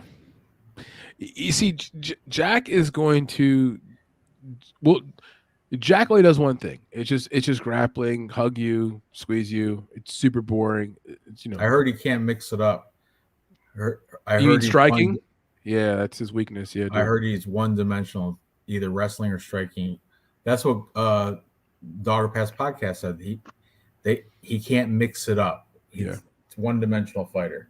Yeah, he'll eat a few going in for the takedown, right? That's kind of normal for these guys. Right? He'll eat a few because Don Shane is going to feed him a lot in the first round. Ooh, tell him, Raj.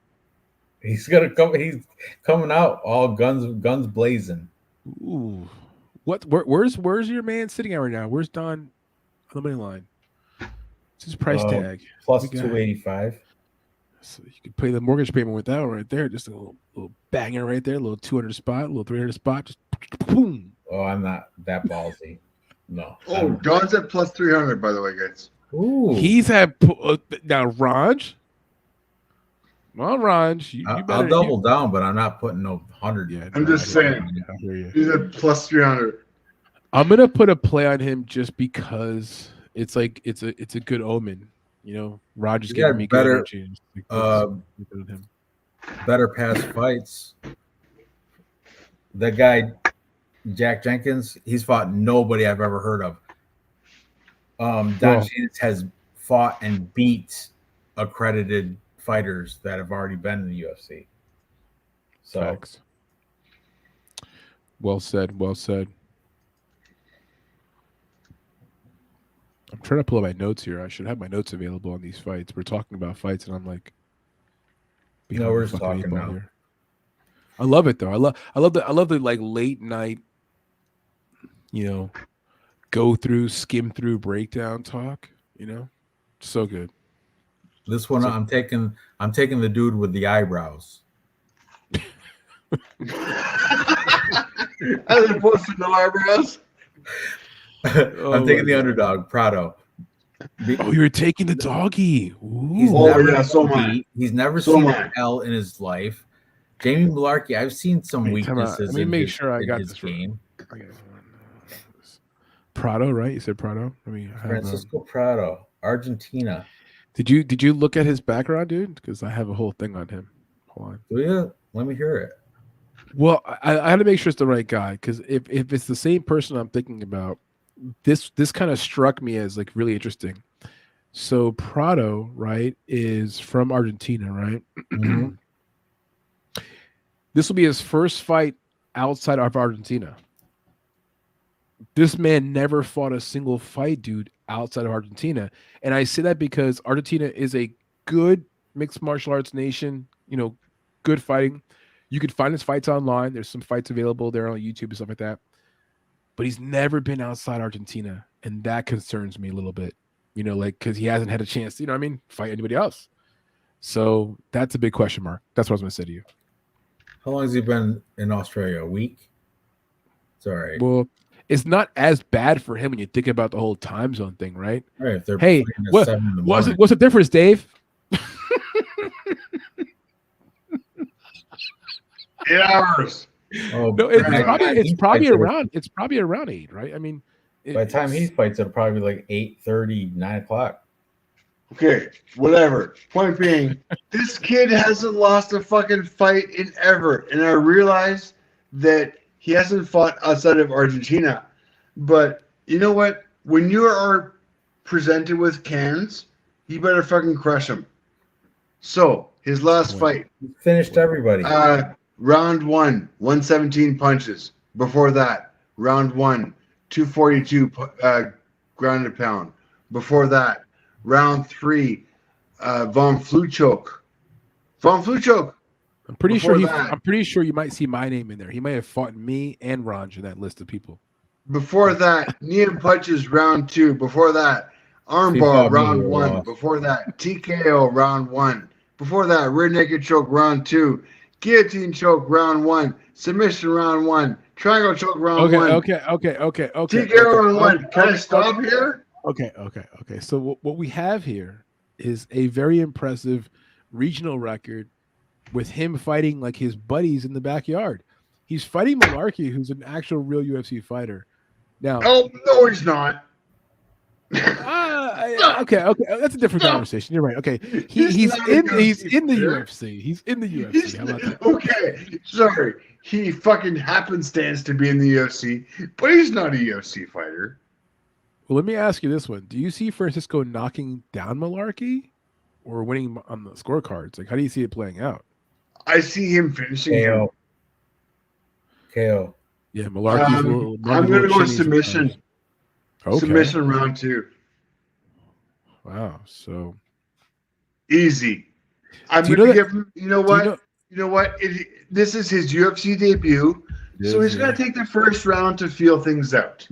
Once he feels things out and realizes this guy is fucking useless on the ground and useless besides like fucking everything, he's going to take his fucking back and choke the motherfucker out in round 2.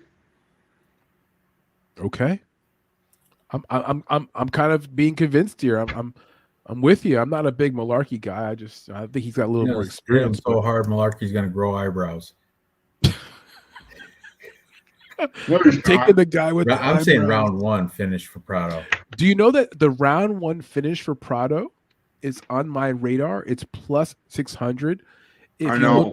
If you look It's at close. his sort of his resume, that's sort of his milieu. Okay. That's where he lives. So this is where I'm giving Malarkey a little bit of credit, where I think he might make it past the first round, but that's about it. I'm giving him a little bit of credit because he has no eyebrows, and you got to be brave to fucking fight with no eyebrows. Nothing to catch your sweat from going in your eye. Okay, now how old is Prado again, by the way? I'm trying to look this up right now. I'm kind of he's scrambling. 20. He's 20. Okay, so let me paint the picture for you. Back to what I said. This dude has never probably left this country. He's going now like at least a part of the way around the world, right? No, he's not. He's going from fucking Argentina to Brazil. Australia, Dave. Sorry. Hold on. Sorry. Let's see his opponents. Maybe he's fought in Japan or something. Let's go see. No. I already have that covered for you, buddy. He only fought in Argentina. I've watched all his shit. It's all in Argentina. Samurai. Oh, it's all Argentina. Yeah. We're kind of fucked on this one, guys. Yeah, this guy has never left his hometown, and now he's gonna go and fight. And how old is he again? 20. 20. We talked about this. And listen, I think Malarkey's questionable. But if Malarkey can't beat this guy, dude, if Malarkey can't beat this kid, it's a wrap. And maybe you're right. No maybe faith he's not that good. I got no faith in the no eyebrows. I'm sorry. I got no faith in fucking Jamie. Does that sway you at all? By the way, Ranj, those details, does that sway you at all, or does it matter? A little bit, but I've already locked it in Prado. It's too late. It's too late. I've already locked it. Well, he's a dog that I like on the card. And again, a round one for Prado. He's never seen an L. I like that. It doesn't matter. Is Jamie really going to hand this guy his first L? Honestly? I mean, Jamie's a bit of a wild card. You know what I mean? He throws hands, does wild shit. Like if he were to knock this kid out, no one's gonna be surprised, right? You know, like he's got that part about him, which is a little bit of an X factor. Dev says Prado's fought some killers. Yeah, but I mean, Jamie's last win was against a guy who was 20-17, and it was a split decision win. Like, he barely fucking got that against a fucking 500 guy. And before that, he lost against Jalen Turner. I mean, he beat Devontae Smith because he knocked him out. Like, does home court matter to you? Does home court at all matter? Like fighting in Australia? There's no home court. I don't know, man. Malarkey trades with Volkanovski. Roberto, banger, right there. What does that mean? I don't know, but bang. I mean, I don't know. Does that mean that he's like super Australian? They love him? I don't know, man. Volk's got his own problems, man. Whew, main event. Jeez. Yeah, Volk's got some serious issues with this one. Well, I'm standing by my pick here. I think Malarkey's experience is able to win the day.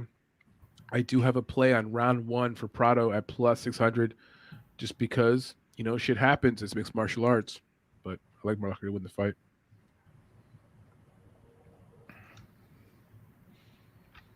Ooh. I'm curious about this next fight, guys. This one's sexy. Clayton Rodriguez versus Shannon Ross. Ooh. What's your pick there, Ranj? Rodriguez, for sure. Yeah, dude. Me too. What about you? You missed weight today, but... Okay, 100% Rodriguez TKO round two. Look, on Instagram, Francisco Prado, black belt. He got it 7 weeks ago. BJJ black belt. Do you think Jamie Malarkey's got a black belt in jiu-jitsu? I like your tone, Ranj. I like your tone. I bet you're not. I like that tone. That was like when your professor tells you, do you think it's a good idea to do that way? No, not a good idea. Not a good idea. Look, so DQ says that don't bet Malarkey because he won't change the Tapology picture.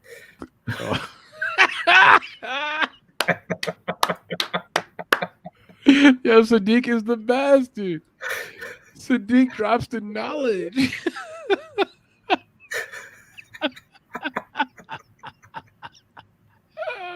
I love it. Oh my God. You're right. You're right, Roberto. We are a little bit on the influence. We are here for your entertainment and talking mixed martial arts. A little bit of both, right? Yeah, that was a bit of a robbery. I agree. Okay, moving on. All right. All right, next fight. Here we go. Okay, we got So Clayton Rodriguez. win. We're all on Rodriguez here, right? Yes, yeah. Dev's not. Dev likes Shannon Ross. Dev, don't do it, dude. Shannon Ross is like, he's got Dev the has ball. a fucking- Listen, Shannon Ross has the balls of like a cow, right? Huge ass balls, but like, come on, man. And knocked down all the time, like just kind of very chinny, just yeah, no. Don't do it, dude. Don't do it. Okay. We're all on fucking Rodriguez here. Mm-hmm. Moving on. Yep. Okay. Joshua versus fucking. All right, I'm sorry Tough here. one. This is I'm a on tough one. fucking. I'm on Melzik here. I'm sorry. I apologize. I know I'm going with the dog here. 7-1. Coming off of a fucking Barely a so dog. many wins. I was gonna say, is there a dog here? He's barely a dog. And I'm using recency on Cooley Bao because Sungwoo Choi, he made him look like a clown. Really, he saw everything coming at him, and he handedly unanimous decision. He lost that split decision, by the way. Why is Melsick gonna win this fight? I just want to know. I want to know details, Dave. Dave and you, Jesus. Hey, Jesus, type for me in the comment section. Why does Melsick win the fight? And yeah, I'm being defensive. How does he win? Hang on. Stand by. Yep. All right. Be like a tutorial, like a little PowerPoint presentation here from Dave. I just need to. How I just, Melsick will win the fight. Was his nickname's the Gun, and he was cool as a cucumber at the face-offs, and he showed really good against that 1 week short notice fight. Who did he fight? Bruno, was it Bruno Souza? okay, here we go. I'm ready now. Okay. I'm ready. Okay. Everyone pay attention now. Like lock in. Why Jesus Melsick? Christ. You guys fucking pissed me off. Okay, stats. Strikes landed per minute. 6.00 versus 3.00 versus 3.06. Stats? What? Volume? Strike absorbed. 3.06 versus 3.48. That's a fucking wash as far as I'm concerned. 0.0 as far as takedown averages. These guys are not going to the ground. This is a stand-up fight. Volume alone, twice as much as fucking Josh. Melsick has this in the bag. I'm sorry. Stats alone. And I fucking hate to rely on stats alone. But stats alone, Melsick has this in the bag, just on the feet, just in volume, just in. Are we going decision? Are we going decision? What's that? Are we going decision on this fight? Full distance? Hang on. Looking at his record. I love the analysis. I love this shit, Dave. Dude, I'm all over this. Night, dude. I love this shit. I'm a fucking producer for this shit. I got this fucking hands down. His last win was a unanimous decision. Before that, What, head 2 kick. years ago? 2 years ago, was it? 2021, November Okay. 6, 2021. Okay, so we got one unanimous decision. Previous to that, KO, KO, KO, KO, KO. Bum, So we're in Damn. KOs until 2018. clown, can, bum. But okay. Point being, this guy's got this by volume alone. He might not knock him out. It might be a decision. Right. Regardless, easy pick on this one, just on volume alone. I'm on Kulibao. Well, I got you to say what I wanted you to say, Dave, which is that there's a chance we go to decision. At some point, this card being in Australia is going to matter, and Kulibao is from down under. There's going to be at least one fighter or two who's going to go towards the Australian fighter. If it goes to decision, it's close. Kulibao has a chance to win the fight. I like Kulibao by decision. That's plus 205, by the way. And he looked spectacular against Sung Woo Choi. He looked great. He looked better. He looked on better. that fight. Yeah, me too, dude. Me too. I bet against him there. He looked improved. Let's put it that way. I'm not super impressed with him. I don't think he's like I don't expect him to like Yeah, dominate. he's not like a top tier fighter, but he looked pretty damn good. Yeah. I can't remember last time Melsik Bagdasaryan fought. It's been a minute, and his Oh, fighting really? style, like November 2021. yeah, Kulibao fought like what? A couple months ago or some shit. I don't know. I mean, he had you know what it is with him. You guys all know these kind of fighters. When they're on point and they're aggressive, he looks good, right? But when he gets fatigued or like loses interest, it's like, who was his last fight? Bruno Souza or some shit, right? I don't even know. I have to look up It was like the tapiology. the dude was on 1 week's notice and almost beat him. If he had more pressure, more of With a distance, camp, right? Yeah. he would have beat him. Yeah, with Melsik, I don't know, man. Think about this. It's a close matchup. It's probably going decision. You get an Australian fighter. It's the second to last fight in the prelim card. I'm gonna go lean towards the Australian fighter. Just Ouch! You're killing me, Manny. I know, Kill dude. me. I'm All right. sorry, man. It's just Tyson Pedro versus Modestas. I'm on We got. I Modestas, mean, but honestly, this one's tight. This one might be the robbery decision for Pedro, but I'm picking Bukakis. I think he'll win, but he'll get robbed. That's what I think. Oh, same thing here. I got Modesta Bukakis all day long, but I'm seriously worried about the judges here. This one is going to be now that Manny said Tyson Pedro's dad made MMA in Australia. yeah, dude. Like this is a factor. It's a factor, man. Like you're talking about literally a guy who's revered as the Dana White in Australia. If we compare that Dana White in America, mixed martial arts, we know what that means. Fought anybody good? That's the thing. They keep giving him these fucking layups, and now Modestas Bukakis is kind of a layup, but then it's kind of not a layup. Like based upon tapology, without looking at Modestas' fights, you're like, oh, he should beat this guy. He got kicked out of the UFC. He's being re-signed to fight this guy. Whatever kind of, short notice. He beat Harry Hunsucker. Yeah, he beat nobody, dude. He's beat nobody. Yeah, he's. Here's the thing about Modestas, which is kind of interesting to me. Looking at his background and trying to do some research on him, which shocked me about him was, excuse me. Oh my gosh! Again, so finishing ability. This surprised me about Modestas. Okay, in 11 of his 13 pro fights, he has a finish, and I'm like, wait a second, Modestas is a high finish rate. He kind of does. In the case of his opponent here, Pedro, all his wins are by finish. So if you want to just bet the violence props, fight being under 2.5, not going to distance, you're probably better off in that area. At some point, someone gets a finish here.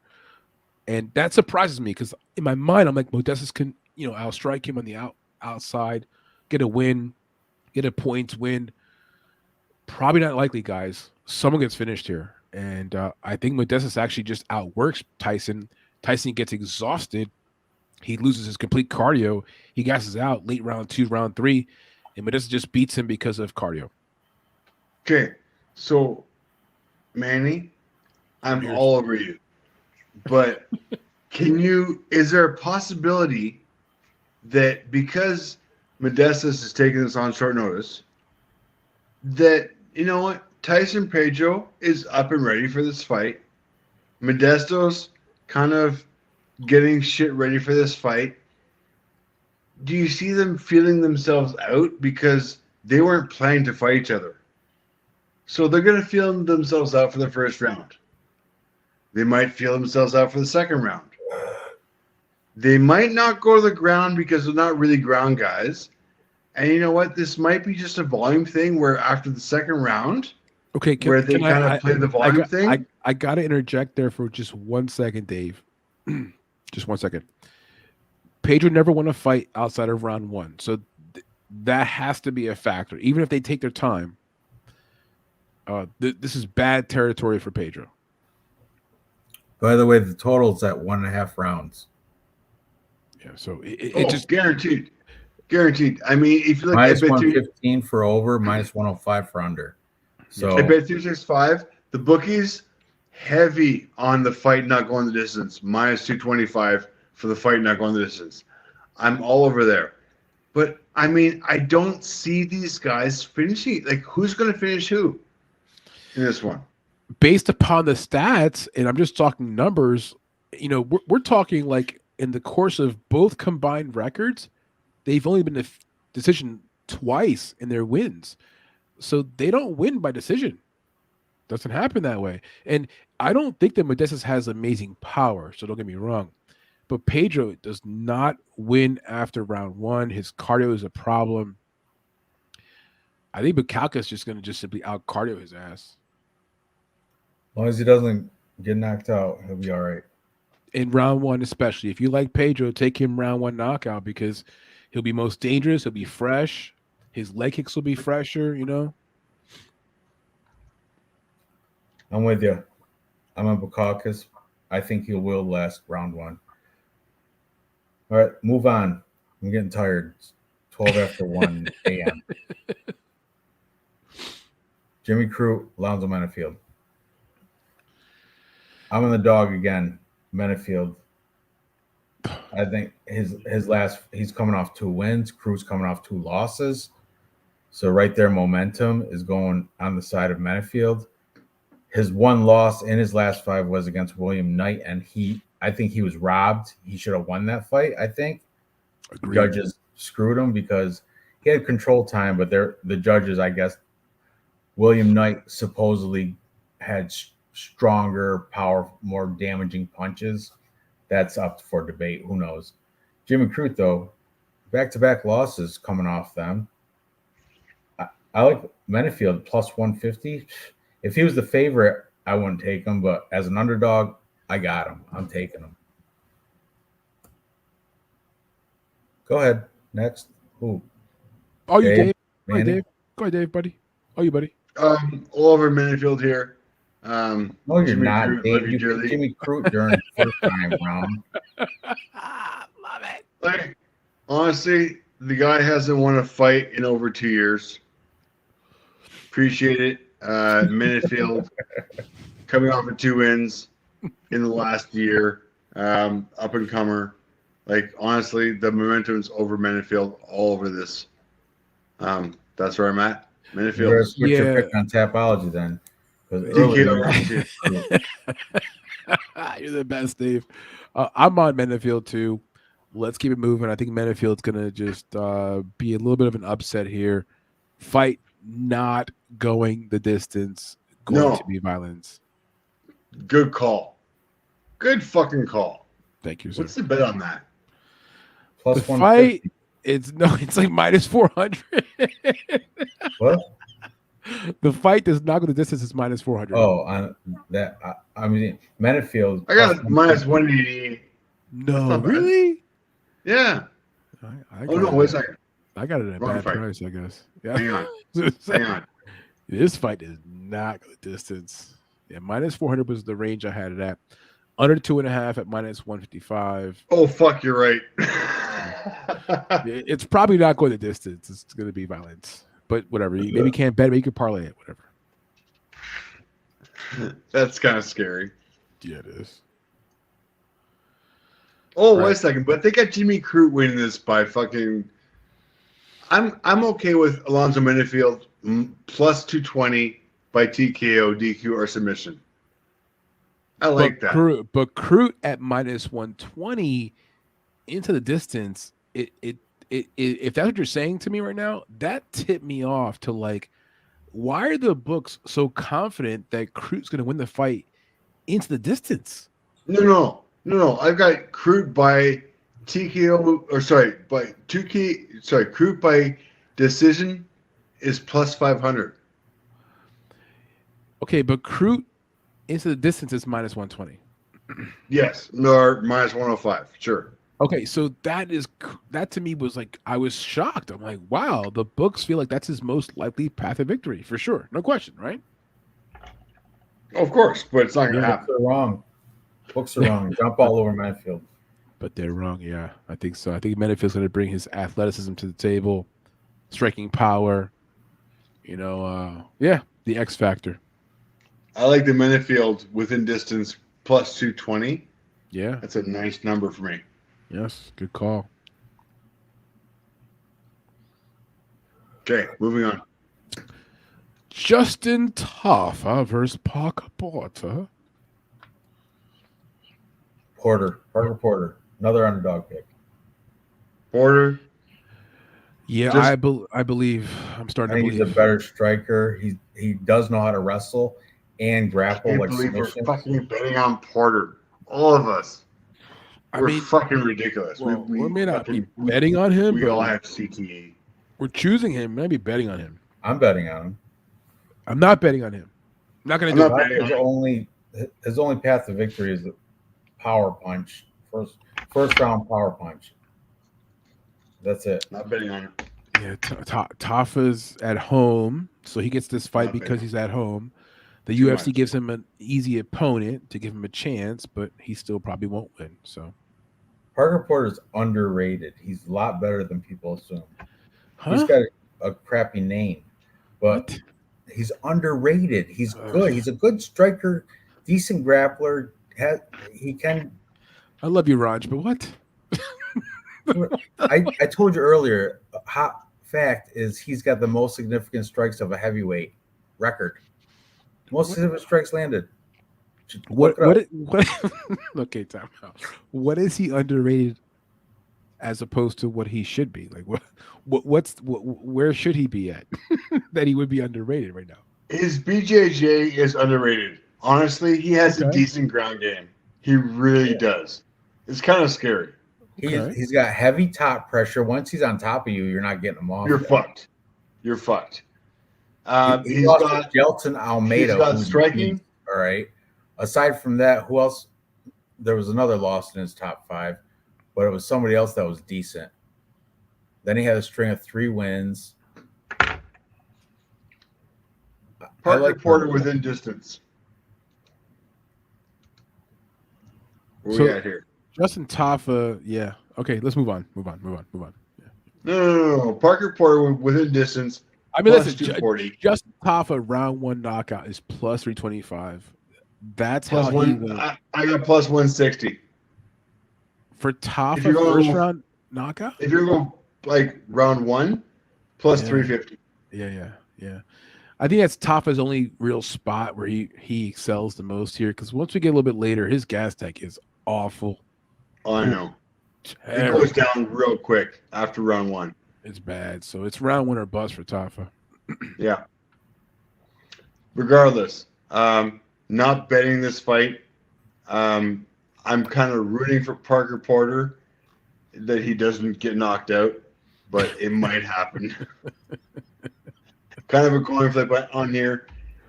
These big boys, not willing to put any money on this one though. A little tough, yeah. It's tough. Moving on up. Jack versus Randy Brown. I got Jack Jack all day Kelly long. Madalena all day. Yep. The only thing Yeah. Randy Brown's got on him is reach.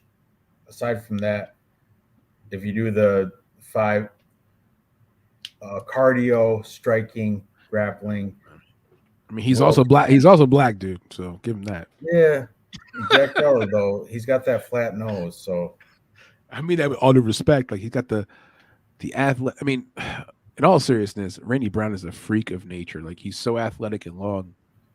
He's dangerous, you know. it was kind of plotting, and you can almost foresee his. He's not that fast. I don't know. I like Jack Della. I think it's going to be. I think he's gonna finish him too. Unfortunately. Did anyone comment already in the comment section about Sadiq Yusuf's breakdown in this fight? Because, dude, oh my god, dude, this is so funny, Raj. What do you say? His breakdown was like, well, you know, I'm trying to get myself here. It was just funny. He said, well, Jack Della Maddalena already has a broken nose coming into the fight. True. And then he just went out from there. I was like, oh my god, dude.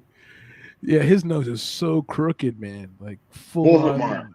It's a fighter's nose. Yeah, it's beyond that, Ranj. Come on. No cartilage left in there. It's just flap of skin. He's just all over, man. All right, real quick here, guys. Stats: 8.45 strikes landed per minute versus 4.38 versus 4.22 absorbed versus 3.25. That 8.45 strikes landed per minute, guys. Jack's got this. Yeah, I like Jack here. I think the pace and pressure too is going to matter at some point. I could see Randy folding. You know, the pressure of just Magdalena not letting him go, the body strikes up against the fence.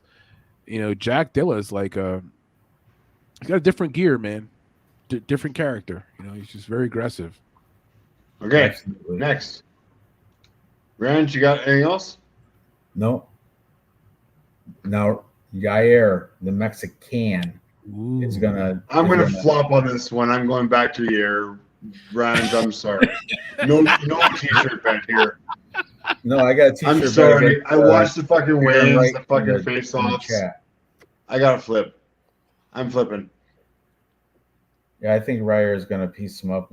It's gonna, when it comes down to it, it's gonna be a decision, and the cardio on Rodriguez is gonna outlast Emmett. Emmett does have those power strikes, but Yair Rodriguez he's very durable. He can take a beating, and I think his defensive striking is good enough. As long as Josh Emmett doesn't wrestle. If Josh Emmett wrestles, then there's a problem. But I don't think he will. He's fallen in love with he's the hardest puncher in 145 pounds. And he knows it too. That's why he wants to win that knockout bonus. You don't win that through wrestling. And that's why Emmett's going to stand with him the whole fight. And the cardio is going to win on the side of Rodriguez, I think. That's what I think. One of the thoughts I have in this fight is that more blood will hit the canvas in this fight than any other fight in the card. These two guys, Josh is a bleeder. He cuts easily. Yeah. Yair's very reckless. So he'll win like all the round and then get loose and get cut himself because he gets a little bit wild.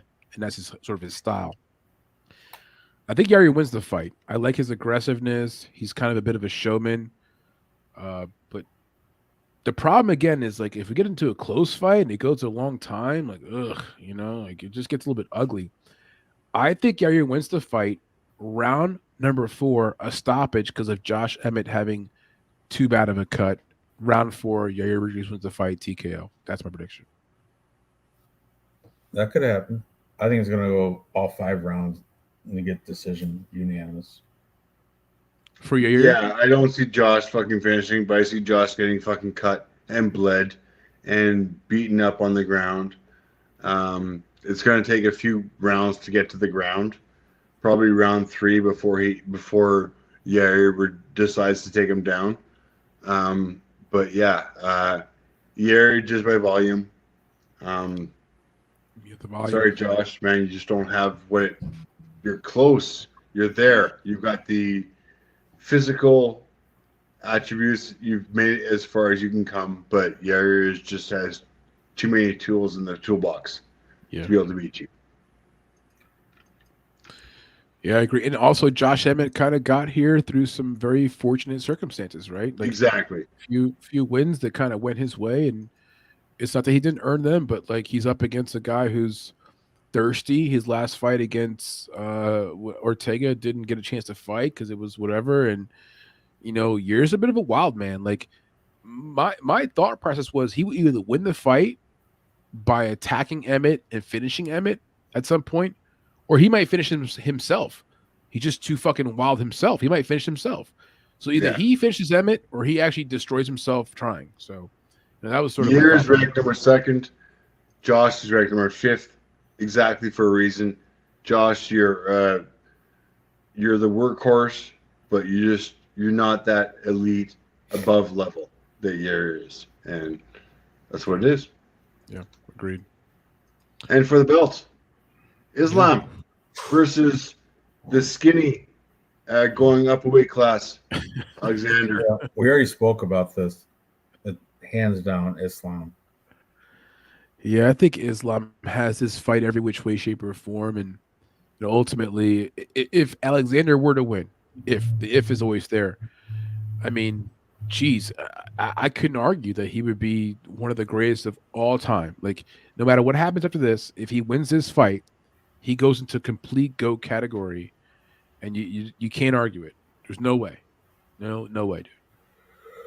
Does Islam beat Ortega? I think so. Yeah. I think Islam beats Ortega. I think it beats everybody. Everybody. Yeah. I think Volkanovski beats. Volkanovski. I think Volkanovski beats Ortega too the next time they fight again, if they were to fight again. Yeah, and they're both better than him. You know what I mean? I think Islam gets us within distance. Yeah, me too. 5 rounds is a long time, man. Yep. Yeah.